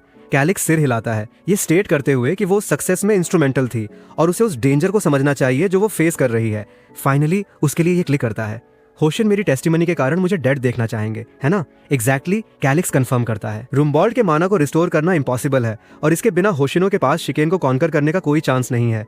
कोई रईस किसी ऐसे व्यक्ति को अलाउ नहीं करता जिसने उनके प्लान्स को डिरेल किया हो, खासकर तुम्हारे जैसे किसी को। लैला, जिसने सालों तक रईसों के लिए काम किया था, उनमें से कई को कुत्तों की तरह मारे जाते हुए विटनेस कर चुकी थी, लेकिन उसने कभी नहीं सोचा था कि ऐसा उसके साथ होगा। अचानक वो टेबल के पार लंच करती है और कैलिक्स को ग्रैब कर लेती है। क्रोट तुरंत इंटरवीन करने के लिए टेंस हो जाता है। लैला प्रिंस की तरफ लीप करती है और चिल्लाती है, मर जाओ। कैलिक्स कॉट ऑफ गार्ड होकर जेन्युइनली अलार्म्ड दिखता है। क्रोट हालांकि अपने चार्ज के साथ कुछ भी होने नहीं देगा। उसी मोमेंट में वो अपने बड़े पैर से स्टॉम्प करता हुआ आता है और उसे दीवार के खिलाफ स्लैम कर देता है, उसे एक गंदी असैसिन बुलाते हुए और पूछते हुए कि वो यंग लॉर्ड को इस तरह चैलेंज करने की डेयर कैसे करती है। कैलिक्स उसे थैंक्स कहता है, लेकिन कहता है कि बेचारी लड़की को इतना ह्यूमिलिएट करने की कोई जरूरत नहीं है। आखिरकार ये उसी के थैंक्स था कि उसने नेक्स्ट लॉर्ड के रूप में अपनी पोजीशन सिक्योर की। फिर वो उससे कहता है कि नॉर्मली वे लोग जो किसी को रियलिटी में वेकअप करने में मदद करते हैं, वे उन लोगों से ज्यादा हेट किए जाते हैं जो लोगों को निराशा में ड्राइव करते हैं। और इसका रीजन ये है क्योंकि ये उस तरह आसान होता है। बहुत से लोगों का मानना है कि एक झूठ में जीना बेहतर है, भले ही बस एक मोमेंट के लिए हो। लेकिन वो उसकी तरफ मुस्कुराता है और कहता है कि ये देखते हुए कि वो सर्वाइव करने के लिए कितनी मोटिवेटेड दिखती है, वो उस टाइप की पर्सन नहीं लगती। वो कहती है कि वो नहीं है और चिल्लाते हुए वार्निंग देती है कि वो किसी भी सर्कमस्टांसेस के अंडर नहीं मरेगी। वो फिर मुस्कुराता है और कहता है कि अगर ऐसा है तो यहाँ उसे यूजफुल बनाने का एक तरीका है। अगर वो उस वर्क में उसकी मदद करती है जो उसे डन चाहिए, तो उसे इस मीन टाइम में प्रोटेक्शन भी मिलेगी, और अगर उसकी कोई फैमिली है तो वो उनकी भी केयर करेगा। हालांकि लैला मिसअंडरस्टैंड करती है और पूछती है कि क्या बाय एनी चांस वो उसकी फैमिली को थ्रेटन कर रहा है। वो उस डम्फाउंडेड लुक के साथ खड़ा हो जाता है। वो उससे कहता है कि मिसअंडरस्टैंड न करे, क्योंकि अगर वो चाहता तो उसे पहले ही मार चुका होता। उसके जैसी असैसिन्स हर जगह हैं। लड़की जानती है कि ये सच है। उसके जैसे एक रईस के लिए वो एक टूल से ज्यादा कुछ नहीं है। वो फिर पूछती है कि वो उसे क्यों चाहता है और किसी और को क्यों नहीं। कोई ना कोई रीजन जरूर होना चाहिए कि वो उसे परसुएट करने के लिए इस सारी ट्रबल से गुजर रहा है। हमारा बंदा कहता है कि पहला रीजन ये है क्योंकि किसी और को ढूंढना बहुत ज्यादा वर्क होगा, और दूसरा उस चीज के कारण है जो उसने उससे पहले कही थी। वह फिर ये कहते हुए लीन करता है कि क्यों एक्सप्लेन करने से पहले वो उसे 1 मिनट देगा। अगर वो उस टाइम के भीतर उससे एग्री नहीं करती तो वो उस फ्रीडम को परस्यू करने के लिए फ्री होगी जिसे वो सो क्रैव करती है। हालांकि लैला सच जानती है कि ये फ्रीडम उसकी लाइफ कॉस्ट करेगी। यहाँ उसका एकमात्र ऑप्शन है, क्योंकि उस जगह को लीव करते ही वो दूसरी फैमिली द्वारा मार दी जाएगी। वो उस क्यूट छोटे रंट से एग्री नहीं करना चाहती थी, लेकिन इस मोमेंट पर उसके पास कोई चॉइस नहीं थी, और ग्रेट डिटर्मिनेशन के साथ वो कहती है कि वो समझती है। दोनों फैमिलीज के बीच कॉन्फ्लिक्ट को कंसीडर करते हुए वो शिकेन की मदद करके ज्यादा बेनिफिट पाती है। हमारा लड़का मुस्कुराता है और कहता है कि वो आखिरकार सीधे सोचना स्टार्ट कर रही है। हालांकि वो अपना हाथ अपनी कमर पर रखती है और कहती है कि वो एक सबऑर्डिनेट नहीं बनने जा रही है। वो इसके बजाय एक रेगुलर मर्सनरी के रूप में हायर होना चाहती है, और वो उसके जैसे एक रंट को अपने चारों तरफ बॉसिंग करना एक्सेप्ट नहीं करेगी। अचानक क्रोट जंप इन करता है और उसे यंग मास्टर की रेस्पेक्ट करना स्टार्ट करने का ऑर्डर देता है। वो माफी मांगती है और कहती है कि वो बस मजाक कर रही थी। अब जब वे सेम टीम में हैं, तो उसके लिए इस तरह एक्ट करने की कोई जरूरत नहीं है, या वो उस टाइप का पर्सन है जिसे अपने एलाइज को हिट करना पसंद है।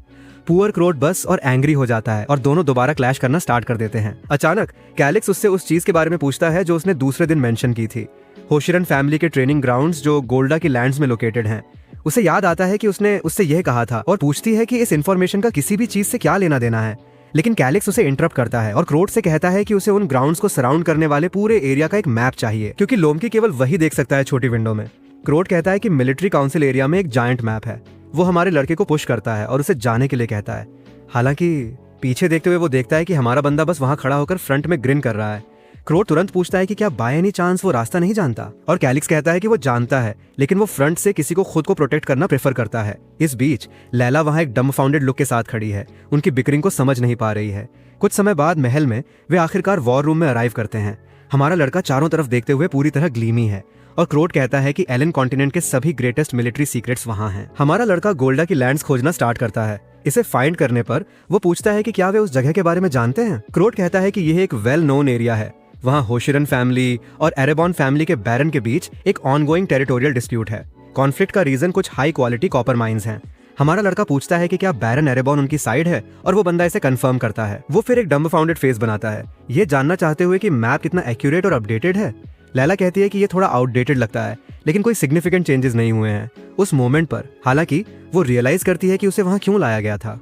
हमारा लड़का फिर पूछता है कि क्या वो बस मैप देखकर नेविगेट कर सकती है, और वो कहती है बेशक। उसने अपना पूरा चाइल्डहुड उस रीजन में खेलते हुए स्पेंड किया था, लेकिन वो जानना चाहती है कि वो गोल्डा की लैंड्स में इतना इंटरेस्टेड क्यों है। वो एक्सप्लेन करता है कि वहाँ कुछ एंशिएंट रुइंस हैं जिन्हें वो एक्सप्लोर करना इंटेंड करता है। वो थोड़ी कंफ्यूज्ड दिखती है और कहती है कि उस जगह पर ऐसा कुछ नहीं है। कैलिक्स थॉटफुल दिखता है और पूछता है कि क्या बाय चांस एडल्ट्स उन जगहों के बारे में बात नहीं करते थे जहाँ उसे नहीं जाना चाहिए था। वो रुकती है और फिर कहती है जैसे उसे ऐसा कुछ याद आ रहा हो। इस पर कैलिक्स पूछता है कि होशिरन फैमिली ने वहाँ ट्रूप्स ट्रेन करना कब स्टार्ट किया था। वो कहती है कि वो नहीं समझती कि वो क्यों पूछ रहा है, लेकिन चूंकि वो 6th रैंक की है, कम से कम 15 साल पास हो चुके हैं। वो पूछता है कि टेरिटोरियल डिस्प्यूट कब बिगिन हुआ था, और क्रोट कहता है कि वो भी 15 साल पहले स्टार्ट हुआ था। इस पर लैला अचानक उसे नज करती है और पूछती है कि क्या वो समझता है कि लड़का इसके साथ कहाँ जा रहा है। वो रिप्लाई करता है कि वो नहीं समझता, और वो अपने बगल में एक इडियट पाकर डेवास्टेटेड फील करती है। एक बार फिर वे बिकरिंग स्टार्ट कर देते हैं, जब तक कि कैलिक्स उन्हें इंटरप्ट नहीं करता और कहता है कि एक आर्मी ट्रेन करने में बहुत सारा पैसा कॉस्ट होता है। वे बिना किसी इंपॉर्टेंट रीजन के आउट ऑफ नोवेयर उन ट्रूप्स को क्रिएट करना स्टार्ट नहीं करते। एक बार फिर डम गर्ल पूछती है कि लड़के का पॉइंट क्या है, और क्रोट उसे जल्दी रियलाइज करने के लिए कहता है कि इसका मतलब है कि किसी तरह वे बहुत सारा पैसा ऑब्टेन करने में कामयाब रहे। कैलिक्स कहता है कि बिल्कुल यही है।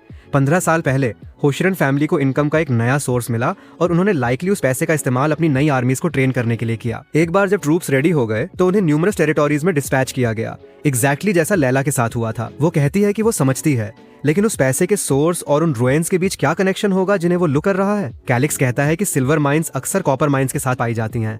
इसके अलावा कुछ कॉपर ओर्स में सिल्वर के ट्रेसेज भी हो सकते हैं। क्रोट पूछता है कि क्या वो सजेस्ट कर रहा है कि होशिरन फैमिली सीक्रेटली सिल्वर माइन कर रही है और वो एक एक्सट्रीमली सीरियस क्राइम होगा। कैलिक्स हाँ कहता है और उसे इस पर सोचने के लिए कहता है।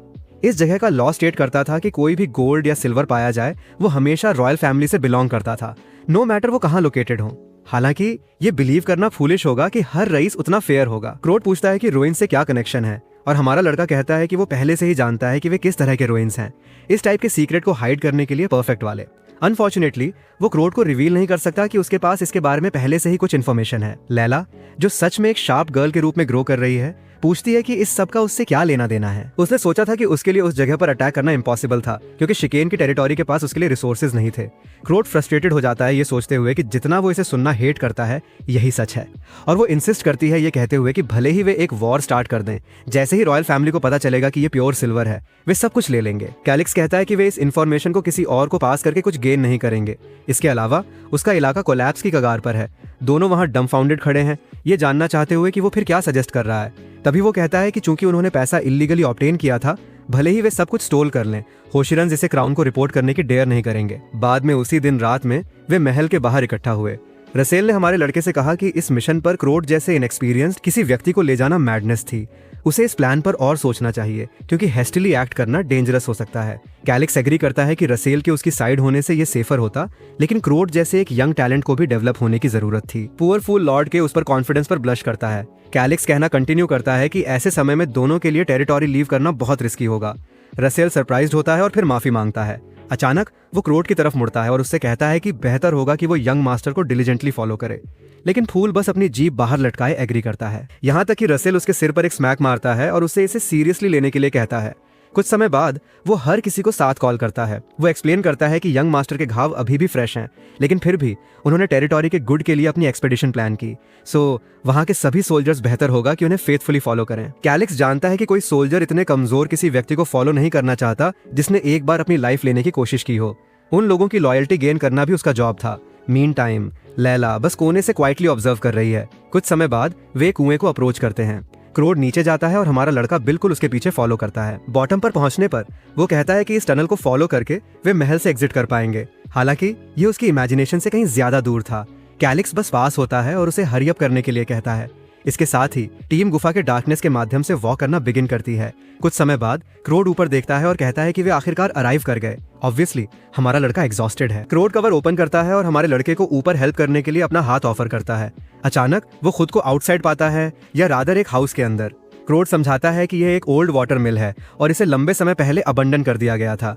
पहले से ही आउटसाइड होकर हमारा लड़का इम्प्रेस्ड है। उसने पहले ही सेवरल सप्लाई हॉर्सेस प्रिपेयर कर लिए थे। क्रोड उसे लॉर्ड बुलाता है और उसे हॉर्स पर गेट ऑन करने के लिए कहता है, लेकिन कैलिक्स उसे इस जगह पर उस टाइप का टाइटल यूज करना स्टॉप करने के लिए कहता है।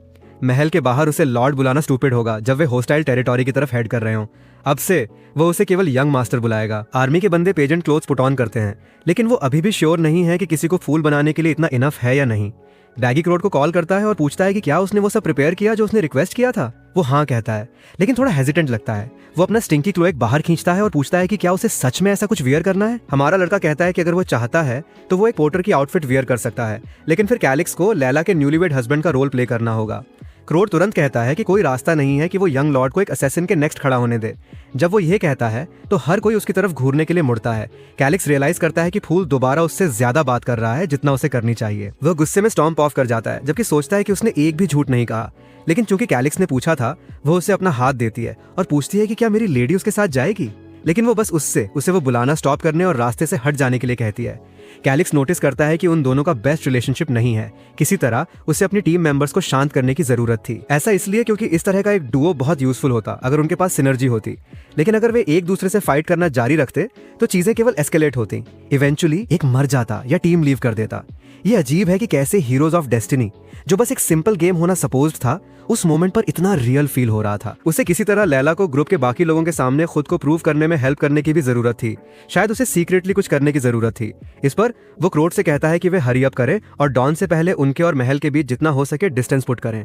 क्रोड हर किसी को कॉल करता है और वैगन्स जंगल के माध्यम से मूव करना बिगिन करते हैं। वे जमीन पर सोते हैं, वे जंगल से पास होते हैं, वे एक छोटी शॉप पर स्टॉप करते हैं, वे एक टाउन से पास होते हैं, वे बैरियर क्रॉस करते हैं, वे जंगल में दोबारा सोते हैं। कुछ समय बाद हर कोई कैंप फायर के चारों तरफ बैठा है। क्रोड कहता है कि ये लास्ट रूरल विलेज था जिससे वे पास होंगे। कैलिक्स फिर हर किसी को प्रिपेयर करने का ऑर्डर देता है क्योंकि असली फाइट कल बिगिन होगी। सुबह आती है। वो हर किसी को वार्न करता है कि अब असली वर्क स्टार्ट होने वाला है। हर कोई पहले से ही आर्मर में है और वे मूव आउट करते हैं। एक बार फिर वे पाथ फॉलो करते हुए वैगन्स पर हैं। हालांकि क्रोड का एक्सप्रेशन चेंज हो जाता है। वो हमारे लड़के से कहता है कि कुछ स्काउट्स पहले से ही रिटर्न कर रहे हैं। एक आदमी रिपोर्ट करता है कि जंगल में ठीक आगे सास्क्वाचेस का एक ग्रुप है। क्रोड पूछता है कि वहाँ कितने हैं। आदमी कहता है 5 और अचानक कोई उसके कंधे पर टैप करता है। मुड़कर देखने पर वो कैलिक्स है जो उससे उसे ट्री में लिफ्ट करने के लिए कह रहा है। आदमी एक पिक्यूलियर स्माइल यूज करता है, उसे उसकी कमर से ग्रैब करता है और हैप्पीली ऊपर जंप करता है। पेड़ के ऊपर से कैलिक्स मॉन्स्टर्स के कैंप को ऑब्जर्व करता है। दूर से वो कंकालों को कैरी करते हुए ऐप से फुल शेल्टर देख सकता है। ये क्लियरली इजी नहीं होने वाला है। इस पर कैलिक्स पूछता है कि प्लान क्या है। क्रोड कहता है कि वे प्रोबेबली उन पर फ्लेमिंग एरोस से बॉम्बार्ड करेंगे, लेकिन हमारा लड़का स्केयर्ड दिखता है और पूछता है कि क्या वो ऐसी चीज सजेस्ट करने के लिए इंसेन है। लैला पास में ही सब कुछ लिसन कर रही है। क्रोड माफी मांगता है, लेकिन कहता है कि सबऑर्डिनेट की लाइव्स प्रिजर्व करने का ये सेफेस्ट तरीका है। वे कुछ डिफरेंट ट्राई करने का रिस्क नहीं ले सकते थे। हालांकि कैलिक्स जानता है कि इस दुनिया में इन क्रीचर्स के बारे में उससे ज्यादा कोई नहीं जानता, लेकिन अभी उसके पास सोल्जर्स को कन्विंस करने का कोई तरीका नहीं है। क्रोड उसे ग्रैब करता है और पेड़ से नीचे क्लाइंब करते हुए कहता है कि वो एक और क्रिटिकल प्लान सोचने की कोशिश करेगा। जबकि कैलिक्स न केवल क्रोड बल्कि दूसरों को भी कन्विंस करने का एक तरीका सोच रहा है। लैला वहाँ क्वाइटली लिसन कर रही है। वो कुछ लड़कों को उस प्लान को रिव्यू करते हुए देखती है जिसे वे फॉलो करेंगे, और वो तुरंत रियलाइज करती है कि उनका प्लान गार्बेज है। बेसिकली ये एप्स को किल करने की कोशिश करना है और बस इतना ही। कैलिक्स जानता है कि अगर वो एक सजेशन देता है और वे उसे करेक्टली फॉलो नहीं करते तो चीजें केवल बदतर होंगी। लैला उसे ऑब्जर्व करती है जैसे ही वो हर किसी को इन लोगों के सामने खुद को प्रूव करने का एक तरीका ढूंढने की कोशिश करते हुए देखता है। जब वो वैगन के पास खड़ा होता है तो लैला शो अप होती है और कहती है कि वो कुछ डिस्कस करना चाहती है। वो वार्न करती है कि प्लान फेल हो जाएगा और सभी मेंबर्स मर जाएंगे, भले ही क्रोड सर्वाइव कर जाए। हर कोई उसके जितना कैपेबल नहीं है। कैलिक्स कहता है कि वो पहले से ही जानता है। वो फिर जानना चाहती है कि वो खामोश क्यों है और किसी को कुछ क्यों नहीं बता रहा है। वो एक्सप्लेन करने की कोशिश करता है कि वो खामोश नहीं है, वो बस सबऑर्डिनेट्स को कन्विंस करने का एक तरीका सोचने की कोशिश कर रहा है। अचानक लैला कहती है कि उसके पास एक आइडिया है और वो उसे गो अहेड करने के लिए कहता है। वो समझाती है कि सास्क्वाचेस अपने यंग वंस से बहुत अटैच्ड होते हैं। इसका मतलब है कि अगर वे फीमेल्स और चिल्ड्रेन पर अटैक करेंगे तो मेल्स निश्चित रूप से उन्हें प्रोटेक्ट करने आएंगे। मॉन्स्टर्स का रिटेलिएशन केवल तब स्टार्ट होगा जब वे 100% श्योर हो जाएंगे कि चिल्ड्रेन सेफ हैं। बेशक हमारा लड़का ये पहले से ही जानता था और पूछता है कि बाकी का प्लान क्या है। उसे यह अजीब लगता है कि वो रिएक्ट नहीं करता और कहती है कि उसे पहले कुछ जानने की जरूरत है। प्लान बस क्वाइटली पास होना था और नेसेसरीली क्रीचर्स को किल करना नहीं था। वो हाँ कहता है क्योंकि गोल कहीं और लाई करता है। वो समझाती है कि अगर ऐसा है तो फिर एक और मेथड है। इस मोमेंट पर क्रीचर्स पाथ ब्लॉक कर रहे हैं क्योंकि वे सोचते हैं कि वहां सेफ हैं, लेकिन अगर वे फीमेल्स और चिल्ड्रेन पर अटैक करेंगे तो फ्रंट लाइन अवे ड्रॉ हो जाएगी। हमारा लड़का इस बारे में पहले ही सोच चुका था, लेकिन बस एक डिटेल मिसिंग है। वो उससे पूछता है कि इसे कौन करेगा, कौन क्रीचर्स पर अकेले अटैक करने और उन सभी को अवे ड्रॉ करने वाला है। वो चिल्लाते हुए वार्न करता है कि ये बेसिकली एक सुसाइड मिशन है, लेकिन आउट ऑफ नोवेयर वो कहती है कि वो इसे करेगी और वो थोड़ा कंफ्यूज्ड दिखता है। वो एक्सप्लेन करता है कि शुरुआत से ही जब उसने इसे सजेस्ट किया था उसका इंटेंशन खुद रोल टेक करने का था। वो फिर पूछता है कि क्या बाय एनी चांस वो एक सर्टेन हर्ब यूज करने की प्लानिंग कर रही है। वो कंफ्यूज्ड दिखती है और पूछती है कि उसे इसके बारे में कैसे पता चला। वो कहता है कि ये ऑब्वियस है क्योंकि अदरवाइज वो इस तरह का एक सुसाइडल मिशन एक्सेप्ट नहीं करती। वो फिर कहता है कि लेटली वो आउट ऑफ नोवेयर बहुत चेंज हो गया है। अचानक वो खांसना स्टार्ट करता है, ये कहते हुए कि अगर ये वर्क करता है तो ये एक बुरा प्लान नहीं है। वो फिर अपने सीने को थंब करती है और उससे कहती है चिंता न करे, उसने चाइल्ड के रूप में वहां बहुत सारा टाइम स्पेंड किया था, इसलिए कोई रास्ता नहीं है कि ये गलत जाए। कैलेक्स फिर पूछता है कि वो उसकी मदद करने के लिए इतनी दूर क्यों जा रही है। वो सिंपली रिप्लाई करती है कि अगर शिकेन फैमिली मरती है तो वो भी मरती है। हमारा लड़का वॉर्न करता है कि उसके लिए दूसरों से रिकॉग्निशन गेन करना हार्ड होगा और पूछता है कि क्या वो इसके साथ ओके है। वो एग्री करती हुई सी लगती है और वो कहता है ठीक है फिर, लेकिन उसके लीव करने से पहले वो किसी चीज में हेल्प करना चाहता है। वो पूछती है क्या है और वो उसकी तरफ पॉइंट करता है। वो उससे पूछता है कि वहाँ क्या है और क्या वो रीजन को जानती है। वो हाँ कहती है और उससे कुछ भी आस्क करने के लिए कहती है। वो उस जगह के बारे में सब कुछ जानती है। वो फिर एक स्पेसिफिक स्पॉट की तरफ पॉइंट करता है और वो कहती है कि लगभग वहाँ वो सर्टेन है। ये कुछ गॉब्लिन्स का एक कैंप है और सास्क्वाचेस के लिए एक हंटिंग ग्राउंड भी है। हमारा लड़का उसे थैंक्स कहते हुए कहता है कि वो हमेशा उस पर डिपेंड कर सकता है। वो इसे केवल उसे और यूजफुल और कामर फील कराने के लिए कर रहा है और वो सिंपली कहती है कि वो हेल्प करके हैप्पी है। वे चैटिंग कंटिन्यू करते हैं और क्रोट डिस्टेंस से वॉच करता है। दोनों एक छोटी कन्वर्सेशन कर रहे हैं जिसमें वो गिगल और ब्लश कर रही है। हमारा लड़का भी ब्लश करना स्टार्ट कर देता है और अचानक वो अपना हाथ उसके चेहरे की तरफ बढ़ाती है। मैन, ये असैसिन यहाँ दोबारा किल करने के लिए है। हमारा लड़का रेड है। जब वो अपनी आंखें बंद करता है और उन्हें दोबारा खोलता है तो वो रियलाइज करता है कि वो बस उसके बालों से एक लीफ पुल कर रही थी। वो पूरी तरह रेड हो जाता है। ये समझ भी नहीं पाता कि वो खुद इस तरह क्यों एक्ट कर रहा है। ये प्रोबेबली इसलिए है क्योंकि उसने अपनी पूरी लाइफ एक आइसोलेटेड ओताको के रूप में स्पेंड की थी। तभी क्रोट अपर होता है और पूछता है कि वहाँ क्या चल रहा है। हमारा लड़का उससे गेट लॉस्ट होने के लिए कहता है और कहता है कि कुछ नहीं है। फिर वो उस बंदे से लैला के इक्विपमेंट प्रिपेयर करने के लिए कहता है। वो ये भी कहता है कि वो एक मिशन पर होगी, इसलिए अगर वो वैनिश हो जाए तो किसी को क्वेश्चंस नहीं आस्क करने चाहिए। क्रोट मिशन के बारे में जानना चाहता है क्योंकि वो उस पर ट्रस्ट नहीं करता, लेकिन कैलिक्स कहता है कि उस पर ट्रस्ट करे। वो उस पर ट्रस्ट करता है और वे सेम साइड में है। नाइट इसे एक्सेप्ट नहीं करना चाहता, लेकिन कहता है कि बस इस एक बार वो समझेगा। लैला जमीन पर कुछ ड्रॉप करती है और उनसे कहती है चिंता न करें क्योंकि उसके पास पहले से ही उसका अपना इक्विपमेंट है। हर कोई उसकी तरफ थोड़ा एम्बैरेस्ड होकर देखता है। मैन, ये असैसिन सच में डेंजरस है। उसके इस तरह चारों तरफ वॉक करने के साथ क्या सीन है। कैलिक्स प्रैक्टिकली एक्सप्लोड हो रहा है जबकि क्रोट पूछता है कि ये क्या है। वो अपने गॉन्टलेट्स और अपने बूट्स पुट ऑन करती है। लेट्स एडमिट इट, ग्लूट्स के चारों तरफ लोअर पार्ट में बस थोड़ा सा आर्मर मिसिंग है। वो फिर अपने हाथ में कुछ लेती है और उसे चेहरे पर स्मीयर करना स्टार्ट करती है। अपेरेंटली ये वही हर्ब है जो सास्क्वाचेस को डिस्ट्रैक्ट करने के लिए है। ऑब्वियसली इसमें से नर्क जैसी बदबू आ रही है और क्रोट अपनी नाक बंद कर लेता है। मीन टाइम लैला को अपनी आउटफिट की बिल्कुल परवाह नहीं है, जबकि लोग स्मेल के कारण उसे घूर रहे हैं। उसके लिए जो मैटर करता है वो इस मिशन को कंप्लीट करना है। उसकी कंसर्न्स अननेसेसरी थीं। कैलिक्स फिर पूछता है कि क्या वे प्लान स्टार्ट कर सकते हैं और वो कहता है कि उसे अपने साथ कुछ सोल्जर्स ले जाने चाहिए, लेकिन वो सर्टेन है कि वे उसके ऑर्डर्स नहीं सुनेंगे, इसलिए बेहतर है कि न ले जाए। वो रिस्पॉन्ड करता है कि अगर ऐसा है तो वो फ्री है। इसके साथ वो ग्रेसफुली ब्रांच से ब्रांच जंप करती है। क्रोट मुड़ते हुए कहता है कि उन्हें भी आगे मूव करना होगा। आर्मी जंगल के माध्यम से एडवांस करती है और क्रोट डिक्लेयर करता है कि वे इसे एक स्ट्राइक में फिनिश करेंगे। हर कोई रेडी है, लेकिन कैलिक्स अभी भी इस फाइट के बारे में इनसिक्योर फील कर रहा है। सास्क्वाचेस में से एक कुछ नोटिस करता है और जब वो मुड़ता है तो क्रोट उसकी तरफ लीप कर रहा होता है। वो पहला कट लैंड करने में कामयाब होता है, लेकिन वो बहुत शैलो है। कैलिक्स वंडर करता है कि उसने ऐसी सिचुएशन में स्लैश क्यों किया जहां उसे स्टैब करने की कोशिश करनी चाहिए थी, और क्रोट जल्दी ही सास्क्वाच के शैडो से कवर हो जाता है जो पंचेस की एक फ्लरी अनलीश करता है। वो बहुत दूर फेंक दिया जाता है और फूल ग्रिन करते हुए कह रहा है कि ये फाइट पीसी से कहीं ज्यादा एक्साइटिंग है। अचानक ऐप अपने सीने को पीटना स्टार्ट कर देता है और हर कोई कंफ्यूज्ड दिखता है। चारों तरफ बर्ड्स का एक ह्यूज फ्लॉक हियर किया जाता है और उनमें से और अप्रोच करना स्टार्ट कर देते हैं। कैलिक्स पहले ही रियलाइज कर लेता है कि शायद पूरे जंगल को बर्न डाउन करना आखिरकार उतना बुरा आइडिया नहीं होता, जबकि क्रोट एंथुजियास्टिकली ब्लू लायन लीजन को कॉल करते हुए आगे चार्ज करता है। हमारा लड़का चिल्लाता है कि वे वेट करें और उसे अकेला न छोड़ें।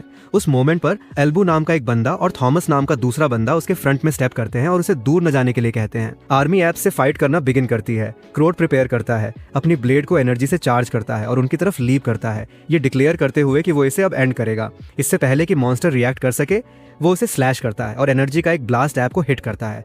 पूरा जंगल एक्सप्लोजन से ओवरटेक हो जाता है। जैसे ही स्मोक सेटल होना स्टार्ट होता है, क्रोट पहले से ही एग्जॉस्ट हो रहा होता है, लेकिन अपेरेंटली वो पहले सास्क्वाच को टेक डाउन करने में कामयाब रहा। वो प्राउडली पीछे देखते हुए खड़ा होता है। मीन टाइम हमारा लड़का वंडर करता है कि ये इडियट फाइट को इतना एंजॉय क्यों कर रहा है। लेकिन फिर वो चौंक जाता है जब दूसरा सास्क्वाच नाइट्स में से एक को पाउंड करते हुए देखा जाता है। नाइट की तलवार जमीन पर गिर जाती है और वो उसे रिट्रीव करने के लिए रन करता है, लेकिन मॉन्स्टर उसकी बैक पर स्टॉम्प करने के लिए आता है। लास्ट सेकंड पर डियर क्रोट बीस्ट के मुंह पर एक किक के साथ अराइव करता है। वो नाइट से तलवार ग्रैब करने के लिए कहता है और वो बंदा उसे सेव करने के लिए थैंक्स कहता है। क्रोट फाइट करना जारी रखता है, लेकिन रियलाइज करता है कि उन्हें एक एक करके किल करना बहुत डिफिकल्ट होने वाला है। ऐसा इसलिए क्योंकि सोल्जर्स की सिचुएशन देखते हुए चीजें एक्सट्रीमली डेंजरस थीं। वो दूसरे आर्म को स्लैश करने में कामयाब होता है और जायंट बीस्ट रोर करता है। प्रॉब्लम यह है कि वो केवल एक आदमी है और वो एग्जॉस्ट होना स्टार्ट हो रहा है। नॉट टू मेंशन, यहाँ तक कि ओल्डर एप्स भी उसकी एक्सपेक्टेशन से कहीं ज्यादा स्ट्रांग थे। वह उनमें से कुछ को इमोबिलाइज करने की कोशिश करने का डिसाइड करता है और एक लेग के अंडर स्लाइड करते हुए उसकी हील पर स्लैश करता है। बीस्ट रोर करता है और दूसरा नीचे चला जाता है। सोल्जर्स ये देखकर एक्साइटेड हो जाते हैं कि उनके पास विन करने का एक चांस है, लेकिन क्रोट जानता है कि कुछ गलत है। जंगल के चारों तरफ देखते हुए वे 8 देखते हैं, लेकिन अभी भी एक मिसिंग है।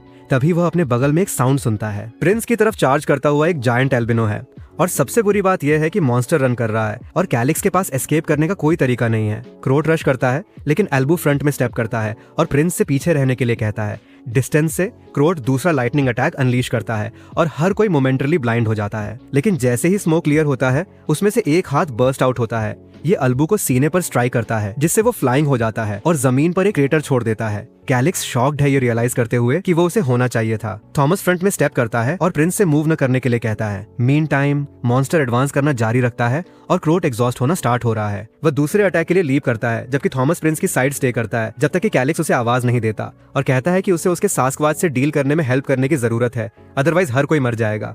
लेकिन थॉमस प्रिंस की साइड लीव नहीं करना चाहता था क्योंकि ये बहुत रिस्की था। हालांकि कैलिक्स उसे वार्न करता है कि कोई उन्हें सेव करने नहीं आ रहा है, सो अगर उनके पास विन करने का एक चांस है तो वो अब है। वो नाइट का आर्म ग्रैब करता है और कहता है कि अगर और सोल्जर्स मरेंगे तो वे एक न्यूमेरिकल डिसएडवांटेज पर होंगे। थॉमस ये जानता है, लेकिन एक नाइट के रूप में वो प्रिंस को बस इस तरह अबंडन नहीं कर सकता जब तक कि कैलिक्स चिल्लाता नहीं है और पूछता है कि वो कब तक ऑर्डर्स को डिफाई करने का प्लान बना रहा है। ये सुनकर थॉमस रियलाइज करता है कि उसके पास कोई चॉइस नहीं है। एंड में नाइट को लॉर्ड के ऑर्डर्स फॉलो करने पड़ते हैं और वो कहता है कि वो ओबे करेगा। कैलिक्स उसे थैंक्स कहता है और फिर रन ऑफ कर जाता है। वो क्रेटर को फॉलो करता है जब तक कि वो अल्बू के क्लोज नहीं पहुंच जाता। ऑब्वियसली पुअर गाय जमीन पर बुरी हालत में है और कैलिक्स साइड पर हॉरिफाइड है। एक अटैक के साथ उसने अपना आर्म लूज कर दिया था और उसका आर्मर पूरी तरह क्रश्ड था। वो यह कहते हुए उस बंदे को अप्रोच करता है कि होश न खोए क्योंकि वो ब्लीडिंग स्टॉप करने जा रहा है। वो उसके मुंह में एक पोशन पोर करता है, लेकिन वो जानता है कि ये इनफ नहीं है। जब वो आर्मर रिमूव करता है तो वो देखता है कि उस बंदे का स्टमक एक क्रेटर है। सास्क्वाच का पंच डायरेक्टली हिट हुआ था, जिससे उसे मैसिव इंटरनल ब्लीडिंग हो रही थी। प्रॉब्लम ये है कि ये लो लेवल पोशंस इनफ नहीं है। उन्हें जितनी जल्दी हो सके एक हीलर की जरूरत है। वह उस बंदे की तलवार ग्रैब करता है और उसे अवेक रहने के लिए कहता है। वह जितनी जल्दी हो सके वापस आएगा और एश्योर करेगा कि वो सर्वाइव करे। शॉर्टली आफ्टर जंगल के दूसरे पार्ट में वो एक पेड़ के पीछे हाइड होकर सास्क्वाचेस को ऑब्जर्व करता है। ये गॉब्लिन्स के लिए हंटिंग रीजन था जिसका लैला ने मेंशन किया था।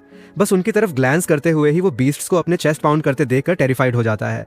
मॉन्स्टर्स उसकी इमेजिनेशन से कहीं ज्यादा स्ट्रांग और डिस्गस्टिंग थे। वो पेड़ पर पंच करता है, ये सोचते हुए कि वो सच में यहाँ मर सकता है। वह स्केयर्ड है, भले ही वो लैला के प्लान पर ट्रस्ट करना चाहता है और श्योर है कि उसने ट्रैप सेटअप किए थे। अगर सब कुछ राइट जाता है तो उसे हर्ट नहीं होगा, लेकिन ये वो दुनिया नहीं है जहां वो एक मॉनिटर के पीछे बैठा है। भारी सांसें लेते हुए वह वहां लेटे एल्बी को याद करता है। वह खुद से कहता है कि ये ठीक है, वो नहीं मरेगा। वो खुद को स्टील करता है ये कहते हुए कि वो इसे करेगा और फिर पेड़ के पीछे से बाहर स्टेप करता है। वो सास्क्वाचेस को कॉल आउट करता है और चिल्लाता है कि आज उनके मरने का दिन है। ऐप उसकी तरफ चार्ज करता है, लेकिन अचानक वो एक लीवर पुल करता है और सेवरल स्पीयर्स पीछे से स्ट्राइक करते हैं। वे सीधे बीस्ट्स की पसलियों में स्टैब करते हैं और वो तुरंत जमीन पर ड्रॉप हो जाता है। लेकिन जैसे ही पहला नीचे गिरा, दूसरे मॉन्स्टर ने नोटिस किया और उसकी तरफ रनिंग करता हुआ आया। कैलिक्स बियरली अटैक डॉज करता है और दूसरा लीवर पुल करने में कामयाब होता है। इस बार एक रस्सी स्विंग डाउन होती है जो जायंट बीस्ट को जमीन में स्लैम कर देती है। ये एक्सट्रीमली शार्प स्पाइडर वाइन्स थी। एडिशनली उसने लैला से स्पाइक्स को मरमेड वेनम से कोट करने के लिए आस्क किया था, जो एक इनक्रेडिबली स्ट्रॉन्ग एनेस्थेटिक है। ऐप को अब कितना वीक देखकर उसका मानना है कि इसने वर्क किया। वो क्लोजर स्टेप करता है, तलवार ग्रैब करता है और उसे सीधे सिर के बीच में स्ट्राइक करता है। खोपड़ी को पियर्स करती ब्लेड की फीलिंग गेम से बहुत डिफरेंट थी।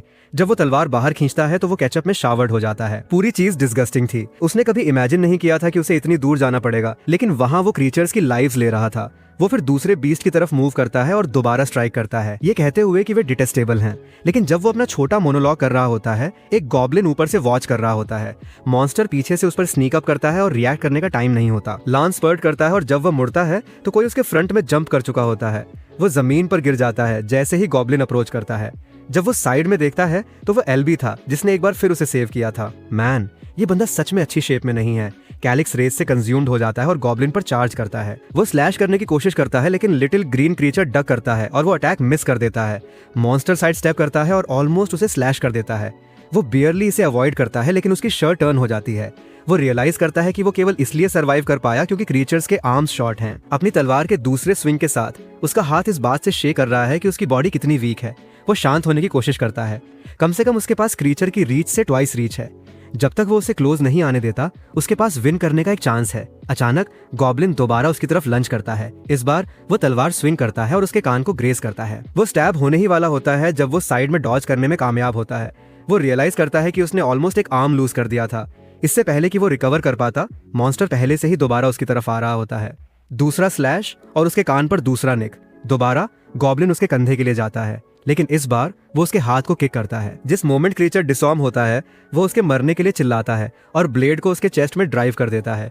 वो एग्जॉस्टेड है। जैसे ही क्रीचर की लेग्स लिम्प हो जाती हैं वो तलवार ड्रॉप करता है और मॉन्स्टर के फ्रंट में अपने घुटनों पर कोलैप्स हो जाता है।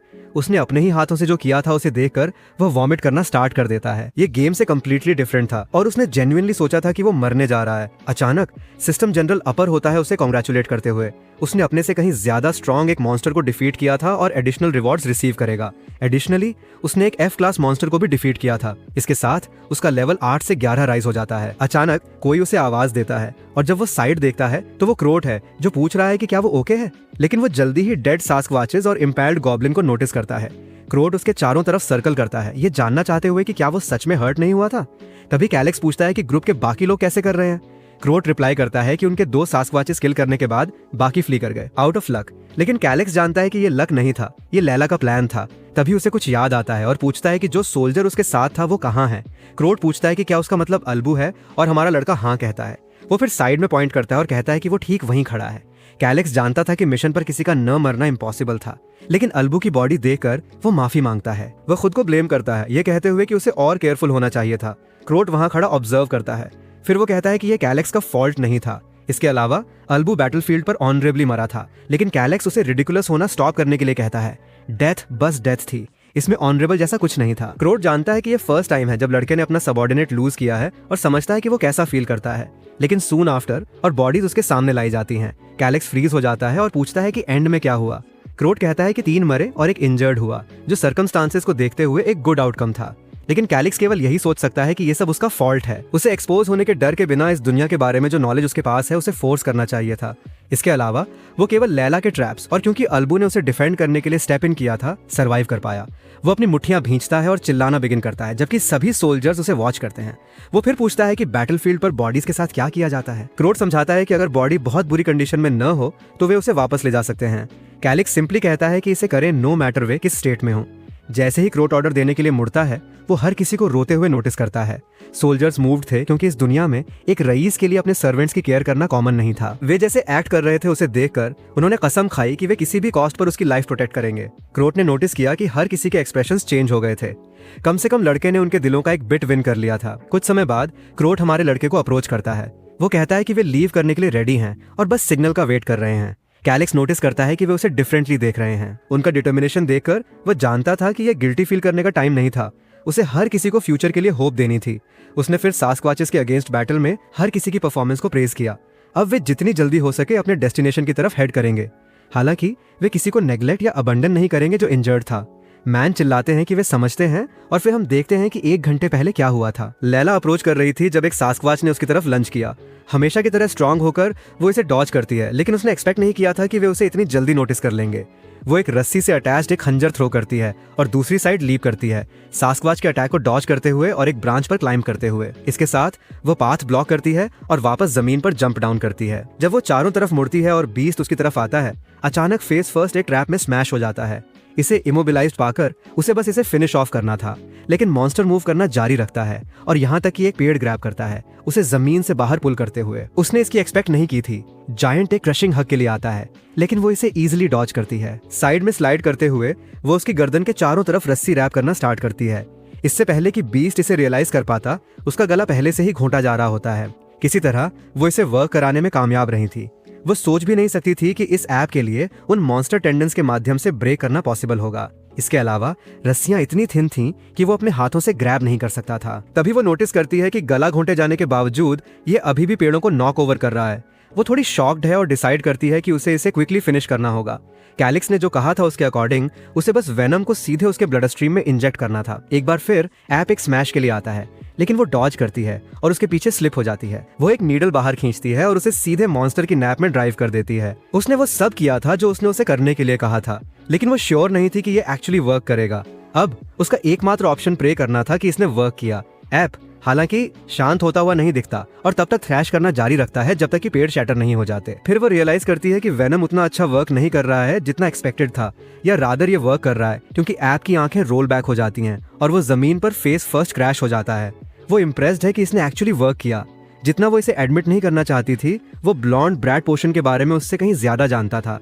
लेकिन ये बहुत अजीब है क्योंकि वो ओवरनाइट इतना चेंज हो गया। वह अब 1 साल से अधिक समय से उसे क्लोजअप से वॉच कर रही है, फिर भी अचानक वो एक कंप्लीटली डिफरेंट पर्सन जैसा लगता है।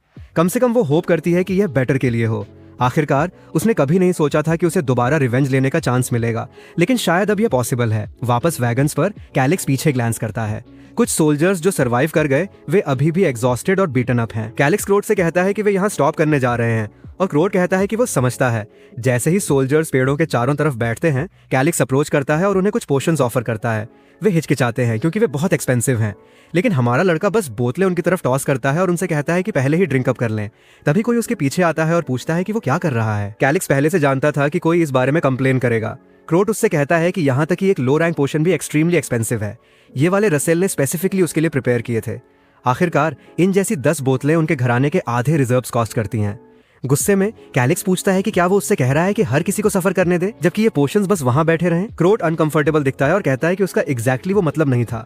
हर कोई वॉच करता है और हमारा लड़का उनसे कहता है चिंता न करें, जब एक्सपेडिशन ओवर हो जाएगी उनके पास इतने पैसे होंगे कि वे जितने चाहें उतने पोशंस बाय कर सकें। उस मोमेंट पर वे दोनों दोबारा सरप्राइज्ड होते हैं। सोल्जर्स झुकते हैं लॉर्ड को उनकी जेनरोसिटी के लिए थैंक्स कहते हुए।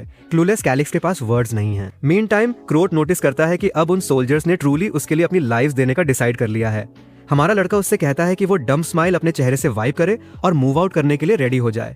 जैसे ही वो वैगन पर गेट ऑन करता है, सिस्टम स्क्रीन पॉपअप होती है जो दिखाती है कि सपोर्ट परसेंटेज 18% तक राइज हो गया था। वो मुस्कुराता है और उनसे आगे मूव करने के लिए कहता है। वैगन्स जंगल के माध्यम से एडवांस करना जारी रखते हैं। कुछ समय बाद कोई उन्हें स्टॉप करने के लिए चिल्लाता है। क्रोट पूछता है कि क्या रॉन्ग है और कैलिक्स कहता है कि वे डेस्टिनेशन पर अराइव कर गए हैं। क्रोट कंफ्यूज्ड दिखता है क्योंकि उसे कोई सीक्रेट वॉल्ट नहीं दिखता। नॉट टू मेंशन वहां एरिया को गार्ड करने वाला कोई नहीं है। ये किस तरह की जगह है? कैलिक्स पूछता है कि क्या लैला ने कोई मैसेज सेंड किया है और क्रोट नहीं कहता। इसके साथ वे बस अभी के लिए वहां कैंप सेटअप करने का डिसाइड करते हैं। फर्दर ऑर्डर्स तक वे पुट स्टे करेंगे। थोड़ी देर बाद एक टेंट के अंदर कैलिक्स मैप पर एक रीजन की तरफ पॉइंट करता है और कहता है कि हॉचरिन फैमिली वॉल ठीक वहीं है। क्रोट पूछता है कि क्या वो बहुत दूर नहीं है और हमारा लड़का नहीं कहता। उस मोमेंट पर क्रोट उसके चेहरे पर चिल्लाता है, ये कहते हुए कि मैप के बेसिस पर वहां पहुंचने में कम से कम 1 हफ्ता लगेगा। सोल्जर्स पहले से ही इतने लंबे समय तक घर से अवे रहने के बाद एग्जॉस्ट हो रहे थे और अगर वे उनसे कहेंगे कि उन्हें 1 और हफ्ते मार्च करना है तो आधे प्रोबेबली गिव अप कर देंगे। थॉमस ये भी कहता है कि एक जगह पर बहुत लंबे समय तक स्टे करना डेंजरस है क्योंकि वे जल्दी ही ढूंढ लिए जाएंगे। कैलिक्स लेजिली उनसे कहता है कि कंप्लेन करना स्टार्ट करने से पहले लिसन करें। उसने बस वॉल्ट की लोकेशन पॉइंट की थी, उसने कभी नहीं कहा कि वे वहां जा रहे हैं। क्रोट ये आस करने के लिए आता है कि क्या एक्सपेडिशन का ऑब्जेक्टिव वॉल्ट स्टोल करना नहीं है। कैलिक्स टेंट के कोने की तरफ वॉक करता है और कहता है कि वे इसे वहां से एक्सेस करेंगे। वो कुछ लीवर सर्च करते हुए जमीन पर स्टॉम्प करना स्टार्ट करता है जब तक कि वो एक लीवर पर स्टेप नहीं कर देता। अचानक जमीन राइज होना बिगिन करती है और उसके फ्रंट में एक स्टोन अपर होता है। मैन कंप्लीटली कंफ्यूज्ड दिखते हैं। जैसे ही वो किसी तरह के पजल के साथ फिडलिंग करना स्टार्ट करता है, अचानक स्टोन वापस जमीन में सिंक हो जाता है और एक एंट्रेंस रिवील करता है। जैसे ही ब्लॉन्ड बॉय पाथ फॉलो करने के लिए आगे स्टेप करता है, मैन उसे ग्रैब करते हैं, ये कहते हुए कि ये एक डेंजरस ट्रैप हो सकता है। हमारा लड़का कहता है कि उसे इस पर हाईली डाउट है। क्रोट फिर एडमिट करता है कि वो कंफ्यूज्ड है और जानना चाहता है कि कैलिक्स के पास इस जगह के बारे में इन्फॉर्मेशन कैसे है। कैलिक्स स्टेट करता है कि वो जो जानता है वो एक रिलायबल सोर्स से आता है। ये कंसीडर करते हुए कि वो अब तक कुछ इनकॉम्पिटेंट रहा है, वो जानता है कि उनके लिए उस पर बिलीव करना हार्ड है, लेकिन सून वे खुद के लिए देखेंगे। क्रोट थोड़ा एम्बैरेस दिखता है और थॉमस स्टेप इन करते हुए कहता है कि वो अपने लीडर में बिलीव करता है। एक लीडर जिसने अपने सोल्जर्स में से वीकेस्ट को भी वैल्यू दी, वो कोई ऐसा था जिस पर वो अपना ट्रस्ट प्लेस कर सकता था। उनके साथ दूसरे सोल्जर्स भी कहते हैं कि वे उसमें ट्रस्ट रखते हैं। अगर वे इस बात को फॉलो करते हैं और वैसे भी मर जाते हैं तो ये एक ऑनर होगा। क्रॉक इमोशनल हो जाता है और हमारा लड़का उससे कहता है कि उस पर ट्रस्ट करना स्टॉप करे क्योंकि वो अभी भी वीक है और माना भी प्रॉपरली यूज नहीं कर सकता। वे इडियट्स थे जो अपनी लाइव्स उसके जैसे किसी व्यक्ति को ट्रस्ट कर रहे थे। थॉमस मुस्कुराता है और लेट मी टेल यू, इस स्टोरी में स्माइल्स डार्क हैं। मुझे हमेशा फील होता है कि इन लड़कों का कोई सिनिस्टर इंटेंशन है। थॉमस फिर कहता है कि स्ट्रेंथ हमेशा फिजिकल नहीं होती। हमारा लड़का क्रॉक से रोना स्टॉप करने के लिए कहता है और हर किसी की तरफ मुड़ते हुए कहता है कि ये जाने का टाइम है। इसके साथ आर्मी सीढ़ियों से डिसेंड करना बिगिन करती है। मीन टाइम कैलिक्स टेंट से बाहर लुक करता है, ये होप करते हुए कि लैला के साथ सब कुछ वेल गया। वापस हर किसी की फेवरेट असैसिन के साथ लैला मंकी ब्लड कलेक्ट कर रही है। वो अपना चेहरा वाइप करती है, ये कहते हुए कि उसके पास इनफ है। गुफा के फ्रंट में खड़े होकर वो कहती है कि ये कुछ फन का टाइम है। वो आग स्टार्ट करने के लिए लकड़ी के 2 पीसेस को एक साथ स्ट्राइक करना स्टार्ट करती है। नेक्स्ट सीन में वह ब्रांच से ब्रांच जंप कर रही है और दूर से आप उसके द्वारा कॉज्ड फायर देख सकते हैं। इसके साथ एरिया के सभी सास्क्वाचेस इसकी तरफ ड्रा होने चाहिए। प्रॉब्लम हालांकि कुछ और थी। कुछ हुडेड गाइज जिनके इंसिग्नियाज ईयरली फैमिलियर दिख रहे थे, वे एरिया से पास हो रहे थे और उन्होंने जमीन पर कुछ बॉडीज देखी। लैला पहले से जानती थी कि ये कॉकरोचेस शो अप होंगे। वह अपने खंजर पर हाथ रखती है, यह कहते हुए कि वो इसे फिनिश करने जा रही है। वह उन्हें दिखाएगी कि क्या होता है जब आप किसी ऐसे व्यक्ति की तरफ अपनी बैक टर्न करते हैं जिसके पास एक एग्जीक्यूशनर की पोजीशन हो। जमीन पर पड़े मैन में से एक पेपर पर लिखना स्टार्ट करता है, यह कहते हुए कि वे एक इमरजेंसी में है। उन्हें एक सास्क्वाच की बॉडी मिली थी और पास में कोई वाउंडेड नहीं था। इसका मतलब था कि उस तरह के क्रिएचर से फाइट करने में केपेबल कोई व्यक्ति एरिया में था और इस पूरे रीजन में केवल एक फैमिली थी जो उस तरह की किसी चीज में केपेबल थी। उसे विस्काउंट को तुरंत इन्फॉर्म करने की जरूरत थी। लैला डिस्टेंस से क्वाइटली ऑब्जर्व कर रही है। वो देखती है कि वे कैसे लेटर्स को सील कर रहे हैं और जानती है कि वे स्काउट्स हैं। इस पर वो विंड की डायरेक्शन एनालाइज करती है। वह अपनी जेब में थोड़ा ब्लड लेती है और उसे अपने बगल के पेड़ पर स्मीयर कर देती है। एक बार फिर दूसरा बंदा एक लेटर सील कर रहा है और वह ऊपर पेड़ से वॉच कर रही है। सीन सास्क्वाचेस के फायर पर अराइव करने की तरफ शिफ्ट होता है। वे गुफा में एंटर नहीं करना चाहते, लेकिन अचानक उनमें से एक स्टॉप होता है और एयर स्निफ करता है। वे सभी रोर करना बिगिन करते हैं और डायरेक्शन चेंज कर देते हैं। लेटर कैरी करने वाले स्काउट्स में से एक ब्रांच से ब्रांच लीव कर रहा है, ये सोचते हुए कि उसे जितनी जल्दी हो सके इन्फॉर्मेशन डिलीवर करने की जरूरत है। वो आगे का पाथ चेक करने के लिए एक ब्रांच पर स्टॉप होता है और सीधे चेस्ट में एक खंजर लेता है। वो नीचे देखता है और ब्लेड को देखता है और जब वो अपने पीछे देखने के लिए मुड़ता है उसे जमीन पर किक कर दिया जाता है। मैन, वो एक कचरे के टुकड़े की तरह गिरता है। लैला बॉडी को अप्रोच करती है, लेटर ग्रैब करती है और रियलाइज करती है कि प्रिंस को इस बारे में इन्फॉर्म करना इंपॉर्टेंट है। वो तुरंत रनिंग स्टार्ट कर देती है। मीन टाइम सास्क्वाचेस ब्लड की स्मेल को फॉलो करते हुए जंगल के माध्यम से वॉन्डर कर रहे हैं। At the same time group tunnel के माध्यम से एडवांस करना जारी रखता है। कैलिक्स जानता है कि यह जगह एक विजार्ड द्वारा बनाई गई थी जो एक्सपेरिमेंट्स कंडक्ट करने के लिए रिटायर हुआ था, इसलिए उस पर्सन के लिए अपने ही घर में बहुत सारे ट्रैप्स सेटअप करना सेंस नहीं बनाएगा। क्रोट आर्ग्यू करता है कि यह पर्सन की सेफ्टी एश्योर करने के लिए है। हालांकि हमारा लड़का दीवार पर अपना हाथ रखता है और कहता है कि वहां डिगिंग के कोई ट्रेसेस नहीं हैं। सीढ़ियां भी मैजिक यूज करके क्राफ्ट की गई थीं। उस तरह की पावर रखने के लिए पर्सन को कम से कम एक 8th क्लास आर्क मैच होना होगा, जिसका मतलब है कि अगर यह पर्सन सच में ट्रैप सेट करना चाहता तो यहाँ हर कोई पहले ही मर चुका होता। क्रोट को काफी समझ नहीं आता कि कैसे रिस्पॉन्ड करे। फिर पाथ फॉलो करते हुए वे एक पैसेज पर पहुंचते हैं जो एक मैसिव रूम में लीड करता है। एक्साइटेड होकर क्रोट थॉमस को उनके लड़के को प्रोटेक्ट करने का ऑर्डर देता है, जबकि बाकी ट्रेजर के लिए सर्च करते हैं। कैलिक्स कहता है कि अगर उन्हें कोई इंटरमीडिएट लेवल पोशंस मिलते हैं तो उन्हें इंजर्ड सोल्जर्स को दे देना चाहिए। वो एक चेयर के पास वॉक करता है और शांति से बैठ जाता है। उस मोमेंट पर थॉमस पूछता है कि विस्काउंट होशेर ने ऐसी रूइन को कैसे डिस्कवर किया था। हमारा लड़का कहता है शायद ये लक था या किसी ने इन्फॉर्मेशन शेयर की थी, लेकिन वो श्योर नहीं है। थॉमस फिर रिमार्क करता है कि ये अजीब है कि उनके पास एक मैजिकल क्रिस्टल बॉल भी थी। अचानक कैलिक्स का एक्सप्रेशन चेंज हो जाता है और वो वंडर करता है कि क्या ये वही है जो वो सोचता है। भले ही मैजिकल प्रोटेक्शंस वीक हो गए थे, ये कुछ ऐसा नहीं था जिसे विस्काउंट इजीली ब्रेक कर सके। वो फिर पूछता है कि विस्काउंट का लॉर्ड कौन है और थॉमस रिप्लाई करता है कि वो मार्कस एंटोनियो है। कैलिक्स रियलाइज करता है कि उसे वर्स्ट के लिए प्रिपेयर करना होगा। उस मोमेंट पर क्रोट उन इंटरमीडिएट पोर्शंस के साथ शो अप होता है जिनका कैलिक्स ने मेंशन किया था। कैलिक्स तुरंत उन्हें सोल्जर्स को हैंड आउट करने के लिए कहता है और क्रोट ऐसा ही करता है। वह इस तरह वेस्ट करने के लिए बहुत एक्सपेंसिव होने के बारे में सोचे बिना नहीं रह पाता, लेकिन कैलिक्स जानता है कि ऐसे समय में पोशन स्टोर रखने से ज्यादा सोल्जर्स का होना इंपॉर्टेंट है। वे फिर उसे कुछ magical crystals, additional potions, materials और दूसरे आइटम्स दिखाते हैं। इनमें से कुछ भी यूजलेस नहीं था, लेकिन कुछ इनक्रेडिबली वैल्यूएबल भी नहीं था। हालांकि कैलिक्स जानता है कि अगर सिस्टम ने कहा यह एक ट्रेजर रूइन है तो अभी भी यहाँ कुछ हिडन है। अचानक वो कमरे के कोने से कुछ आते हुए सेंस करता है। आउट ऑफ नोवेयर क्रोट अपना हाथ उसके फ्रंट में पुट करता है और पूछता है, क्या रॉन्ग है? क्रोट कहता है कि उन्होंने पहले ही अपनी इन्वेस्टिगेशन कंप्लीट कर ली है और शैडोज में कुछ लर्क नहीं कर रहा है, इसलिए हमें अकेले एक्ट करने की कोशिश करना स्टॉप करना चाहिए। लेकिन कैलिक्स वैसे भी आगे वॉक करता है, ये कहते हुए कि उसे परवाह नहीं है क्योंकि क्रोट नहीं समझेगा। वो दीवार के साथ अपना हाथ रन करना स्टार्ट करता है, ये याद रखने की कोशिश करते हुए कि सीक्रेट डोर कहाँ लोकेटेड था। तभी उसे अपने अंगूठे के लिए एक छोटा होल मिलता है और सब कुछ शिफ्ट होना बिगिन हो जाता है। यहाँ लड़कों का ट्रेजर आता है। ऐसा लगता है कि गेम खेलने के वे 10 साल सच में पेड ऑफ हुए। अंदर एक जायंट क्रिस्टल बॉल है जो स्मॉलर क्रिस्टल स्फीयर से सराउंडेड है। एडिशनली ये एक मॉनिटरिंग रूम जैसा है जो उनके पूरे अप्रोच को ओवरसी कर सकता था। क्रोट हालांकि पॉइंट आउट करता है कि इस जगह के बारे में कुछ बहुत अजीब है। उन्होंने सभी रूइंस को इन्वेस्टिगेट किया था और उसे इस तरह का कमरा देखना याद नहीं है। कैलिक्स समझाता है कि इसे ही फॉल्स रूइन कहा जाता है। पास्ट में 2 एंट्रेंसेस बनाना कॉमन था, उनमें से एक फाइंड करना इजी था लेकिन उसमें कुछ वैल्यूएबल नहीं होता था, इसलिए मोस्ट लोग गिव अप कर देते थे। क्रोट डिड्यूस करता है कि फॉल्स रूइन ही होशिरन फैमिली का सीक्रेट वॉल्ट होना चाहिए और कैलिक्स कहता है कि चूंकि सब कुछ कनेक्टेड है वे यहाँ से उस तक पहुंच सकते हैं। वो स्फीयर पर अपना हाथ रखता है, ये याद करने की कोशिश करते हुए कि कौन सा फंक्शन एक्टिवेट होने की जरूरत है। इसके साथ थोड़ा फिडलिंग करने के बाद वे पास में एक साउंड सुनते हैं। जब क्रोट रन ओवर करता है वो एक दरवाजा ओपन होते हुए देखता है और कैलिक्स उससे कहता है कि ये फॉल्स रूइन की तरफ लीड करता है, लेकिन वो कहता है कि और भी है। स्फीयर्स को फर्दर देखते हुए वो पॉइंट आउट करता है कि फॉल्स रूइन में एक एंट्रेंस है। वो एंट्रेंस उन सिल्वर माइंस की तरफ लीड करता है जो होशिरन फैमिली को इतना सारा पैसा बना रही हैं। क्रोट कहता है कि अब ये क्लियर है कि रॉयल फैमिली ने इसे कभी नोटिस क्यों नहीं किया। कैलिक्स वार्न करता है कि चूंकि वे यहाँ किसी को नहीं देखते, इसका लाइकली मतलब है कि एरिया केवल स्पेसिफिक टाइम्स पर यूज किया जाता है और ये एश्योर करने के लिए कि अफवाहें स्प्रेड न हो, वर्कर्स प्रोबेबली सून आफ्टर किल कर दिए जाते हैं। क्रोट फ्यूरियस है लेकिन कैलिक्स उसे रीअश्योर करते हुए कहता है कि ये ठीक है। उन्हें बस उस क्रिस्टल बॉल को डिसेबल करने की जरूरत है जिसे होशिरन्स एक की के रूप में यूज करते हैं। ये सिक्योरिटी कोड्स और एक्सेस कनेक्शंस मॉडिफाई करने जैसा है। अपनी जरूरत की हर चीज लेने के बाद वो ऑब्वियसली उन लड़कों के लिए एक प्रेजेंट छोड़ेगा। वो फिर क्रोट से मैन को लेने और सभी क्रेट्स कलेक्ट करना स्टार्ट करने के लिए कहता है क्योंकि ये लीव करने का टाइम है। लेकिन क्रोट प्रिंसेस की साइड लीव करने के बारे में दोबारा सैड दिखता है। फॉर हेवन सेक मेरी वाइफ को वापस लाओ यार, तुम पहले ही। कैलिक्स कहता है कि वो इसे अकेले हैंडल कर सकता है और एक्रोप रिलक्टेंटली एग्री करता है, ये कहते हुए कि वो सून रिटर्न करेगा। इसके साथ वो लीव करता है और कैलिक्स आखिरकार खुद के लिए एक मोमेंट होने को सेलिब्रेट करता है। और क्या आप नहीं जानेंगे, हमारे लड़के को एक और सीक्रेट पैसेज मिलता है। अंदर वो एक आइटम डिस्कवर करता है जिससे वो गेम से बहुत फैमिलियर है, भले ही वो पर्सन में बहुत डिफरेंट दिखता हो। ये ग्रैंड एल्केमी प्रीस्ट का ब्रेसलेट है।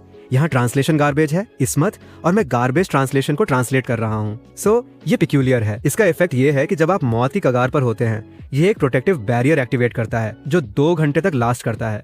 लेकिन अगर आप बैरियर एक्टिव के दौरान एक और बहुत स्ट्रॉन्ग हिट लेते हैं ऑब्वियसली ये ब्रेक हो जाता है। आइटम का एक कूल डाउन पीरियड था 1 हफ्ता और 3 एक्टिवेशंस के बाद ये वर्क करना स्टॉप कर देगा। हालांकि ये उसके लिए परफेक्ट था क्योंकि इस मोमेंट पर उसके पास कोई कॉम्बैट एबिलिटीज नहीं है। वो इसे अपनी कलाई पर स्लिप करता है, ये सोचते हुए कि अब ये ऐसा है जैसे उसके पास 3 एक्स्ट्रा लाइव्स हों। लेकिन जैसे ही वो लीव करने वाला होता है वो एक और डिटेल नोटिस करता है। उस जगह के अंदर जहां उसने आइटम पिक किया था वहां कुछ लिखा हुआ था। वो इसे रीड करने की कोशिश करता है लेकिन केवल इसका पार्ट समझता है, हेकाटोरिया या वैसी ही किसी चीज के बारे में कुछ।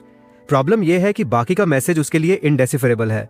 उसे याद आता है कि एक बार गेम में उसने इस नाम हेकाटोरिया के बारे में सुना था। लेजेंड्स में वो गॉडेस है जिसने ह्यूमंस को मैजिक यूज करना सिखाया था, लेकिन वो सर्टेन मिस गेम में एग्जिस्ट नहीं करती थी। क्या ये कुछ ऐसा हो सकता है जो केवल इस दुनिया से बिलोंग करता हो? जैसे ही वो इसे अपनी उंगली से टच करता है इलेक्ट्रिसिटी सर्ज होना बिगिन हो जाती है और वो एक ट्रेमर फील करता है। अचानक ऐसा लगता है जैसे केवल उसकी कॉन्शियसनेस एग्जिस्ट करती हो और वो पूछता है कि वो कहाँ है और वो कुछ देख क्यों नहीं सकता। नीचे देखने पर वहाँ एक जायंट आई है जो ग्लोइंग ब्लू शेप से सराउंडेड है। वो वंडर करता है कि क्या ये डिवाइन्स का डोमेन है जिसके बारे में उसने सुना था, सो कॉल्ड गॉड्स जो इस दुनिया में लोगों को वॉच ओवर करते हैं। अचानक वो पेन में तड़पना बिगिन कर देता है जैसे ही एक आवाज उसके दिमाग में इको करती है। ये ऐसा था जैसे वर्ड्स को सीधे उसके ब्रेन में फोर्स किया जा रहा हो।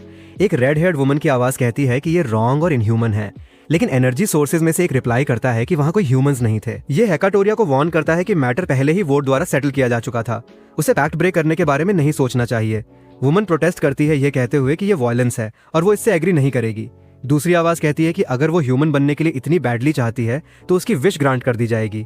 अचानक वो जायंट आई के ऊपर घुटने टेके अपर होती है। कैलिक्स एक टेरिफाइंग साउंड सुनता है जिसे वो कंप्रीहेंड नहीं कर सकता, जबकि हेकाटोरिया उस सब के बीच में स्क्रीम कर रही है। वो अपने कान कवर कर लेता है क्योंकि वो और लॉन्गर लिसन करना बियर नहीं कर सकता।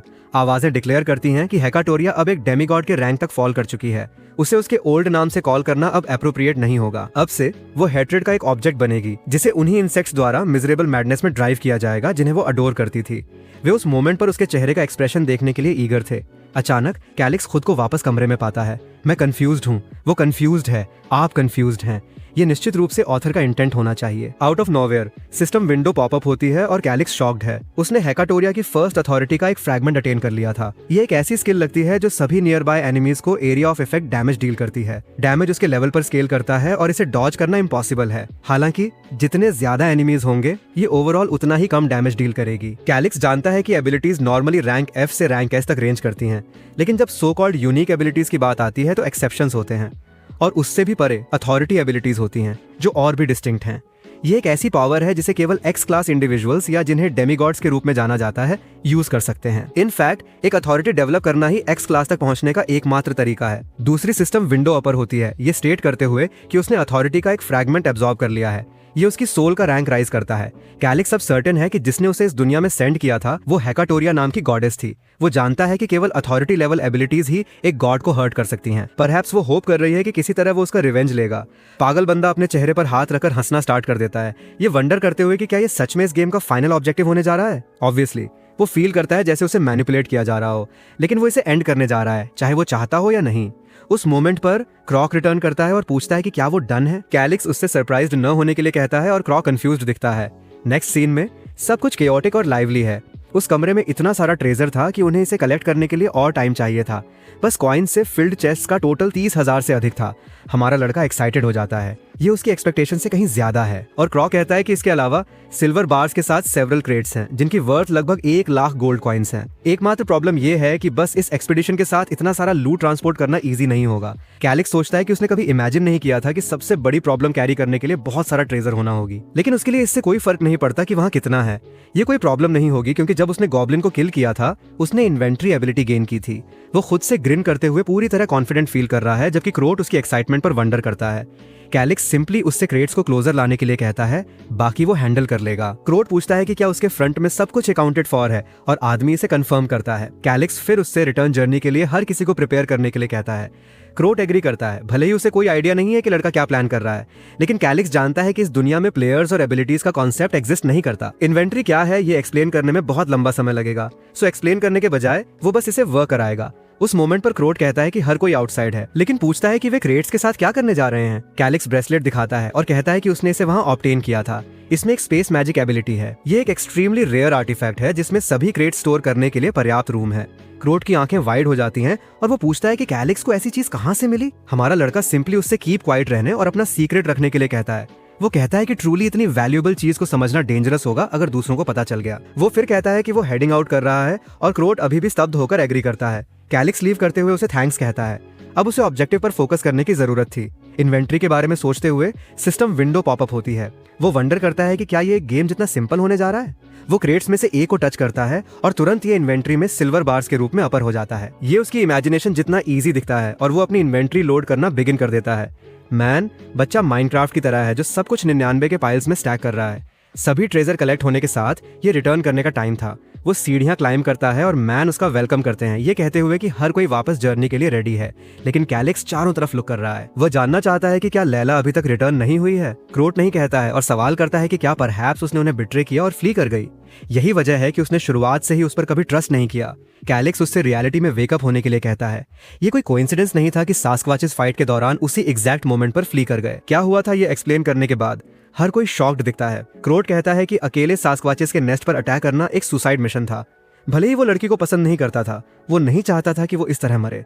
कैलिक्स कहता है कि उसने उसके साथ सोल्जर सेंड करने का सजेशन दिया होता, लेकिन चूंकि कोई उस पर ट्रस्ट नहीं करता था उसे उस वेंचर पर अकेले जाना पड़ा। क्रोट रियलाइज करता है कि न केवल वह रॉन्ग था बल्कि ये उसी के कारण था कि वे सरवाइव कर पाए। हमारा लड़का कहता है कि अगर वह रिटर्न हुई है तो ऐसा इसलिए है क्योंकि कुछ जरूर हुआ होगा। उसके थैंक्स, उन्होंने अनगिनत सैक्रिफाइसेस अवॉइड किए। अब उसकी हेल्प करने का टाइम था।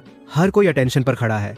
क्रोड कहता है कि वो लॉर्ड के ऑर्डर्स फॉलो करेगा। दूसरे नाइट्स कहते हैं कि अगर उसने हर किसी को सेव करने के लिए अपनी लाइफ रिस्क की तो उन्हें उसकी हेल्प करने की जरूरत थी।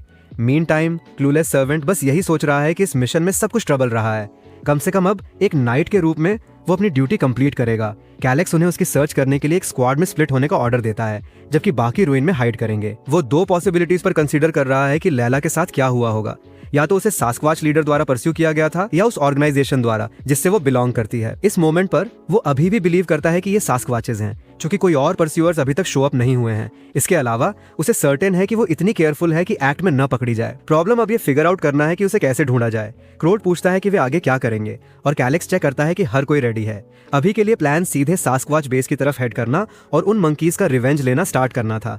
इससे पहले कि क्रोड प्रोटेस्ट कर सके, कैलेक्स उसके हाथों में कुछ हर्ब्स प्लेस करता है और उसे उन्हें बर्न करने के लिए कहता है। ये एक तरह का ऑयल प्रोड्यूस करेगा जिससे हर किसी को अपने वेपन्स कोट करने चाहिए। वो क्रोड को प्लान के बारे में कंप्लेन न करने की वार्निंग देता है और क्रोड बस एग्री करता है। कैलेक्स ऊपर देखता है, लैला से होल्ड ऑन करने के लिए कहते हुए।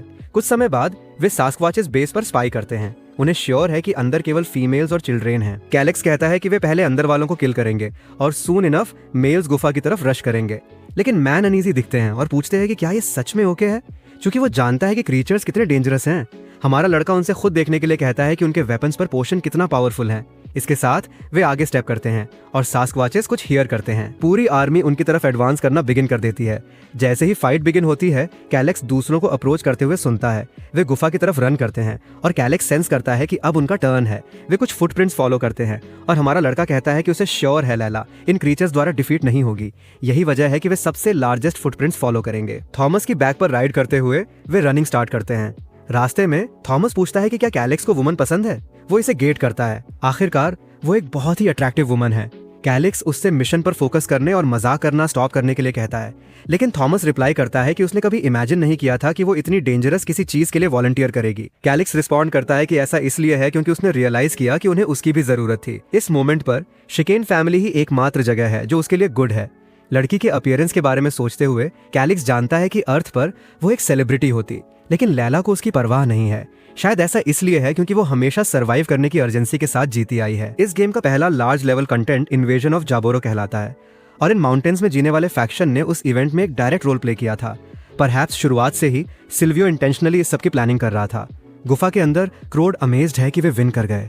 मैन चीयर कर रहे हैं, ये कहते हुए कि जैसा लॉर्ड ने कहा था, पोशन के साथ एप्स को किल करना बहुत इजी था। लेकिन वे एक दूसरे को रिमाइंड कराते हैं कि रेस्ट करने का टाइम नहीं है और वे क्विकली दोबारा रनिंग स्टार्ट कर देते हैं। क्रोड इम्प्रेस्ड है, ये कहते हुए कि जब पोशन की बात आती है वो ट्रूली कैलेक्स की रेस्पेक्ट करता है। कम से कम वो होप करता है कि लैला सेफ हो। लेकिन फिर वे जमीन पर किसी को लेटे हुए स्पॉट करते हैं। उनके मुंह पर ब्लड है। अपने रास्ते पर थॉमस और कैलेक्स कुछ नोटिस करते हैं। हमारा लड़का लैला को 2 वॉल्व से सराउंडेड जमीन पर लेटी देखकर शॉक्ड रह जाता है। थॉमस आगे रन करता है और पहले वॉल्व को स्लैश करता है, जबकि कैलेक्स उसकी हेल्प करने के लिए रन करता है। प्रॉब्लम यह है कि उसका घाव उसकी इमेजिनेशन से कहीं ज्यादा डीप है। वो क्विकली एक मिड टीयर पोशन यूज करता है और थैंकफुली ये इनफ लगता है। एकमात्र प्रॉब्लम यह है कि उसकी रिकवरी ग्रेजुअल होगी और उसे सेवरल और की जरूरत होगी। थॉमस रिटर्न करते हुए कहता है कि उसने वॉल्व्स को ड्राइव ऑफ कर दिया। वो हमारे लड़के को लैला को सिटअप कराने में हेल्प करता है। जैसे ही कैलेक्स उसे और पोशन देता है, उसकी स्किन का कलर इंप्रूव होना स्टार्ट हो जाता है और वे दोनों रिलीव्ड फील करते हैं। उस मोमेंट पर क्रोड शो अप होता है और हमारा लड़का कहता है कि वो बिल्कुल सही समय पर अराइव हुआ। अचानक सीन 1 हफ्ते बाद शिकेन कैसल की तरफ जंप फॉरवर्ड करता है। हमारा लड़का, जो एक ब्यूटीफुल गर्ल जैसा ज्यादा दिखता है, वहाँ ट्रेनिंग कर रहा है। For heaven's sake, right? ये बच्चा बहुत वीक है। वो लेवल 18 पर है, जो उतना बुरा नहीं है। वो केवल 15 साल का है और एक एडल्ट मैन के लिए एवरेज लगभग लेवल 20 है। पास ही रसेल वॉच करता है और कहता है कि कम से कम लड़के का स्टैमिना बहुत इंप्रूव हो रहा है। वो कह सकता था कि कैलेक्स की फिजिकल कंडीशन बिल्कुल भी बुरी नहीं थी। क्रोड कमेंट करता है कि वो उस दिन से कंप्लीटली डिफरेंट दिखता है जब उन्होंने रूइंस एक्सप्लोर किए थे। शायद वो किसी तरह का सीक्रेट पोशन ले रहा है। हार्ड हेडेड गाय वहाँ पूरी तरह कॉन्फिडेंट है, जो सोलो लेवलिंग से बाहर की किसी चीज जैसा दिख रहा है। वो कहता है कि उसकी लेवल अप करने की जर्नी अभी बस बिगिन हुई है। सर्वेंट सजेस्ट करता है कि वे तुरंत स्वॉर्ड ट्रेनिंग स्टार्ट करें, लेकिन रसेल कहता है कि कैलिस की बॉडी को पहले रिकवर होने की जरूरत है। अचानक कैलिस अनाउंस करता है कि उसके पास आज मैजिकल टॉवर पर रिजोल्यूशन के लिए कुछ है। क्रोड को इस बारे में पता नहीं था, लेकिन हमारा लड़का उससे रेडी होने के लिए कहता है क्योंकि वो विजिट के लिए साथ आ रहा है। इसके साथ वो लीव करना बिगिन करता है, लेकिन रसेल रिमार्क करता है कि ऐसा लगता है कैलिस अब क्रोड पर बहुत ट्रस्ट करता है। क्रोड रिस्पॉन्ड करता है कि वो नहीं जानता क्यों, लेकिन उसे सर्टेन है कि लड़के के पास एक्सेप्शनल टैलेंट है। इसके अलावा वो जेन्युइनली अपने सबऑर्डिनेट्स और किंगडम के लोगों की केयर करता है।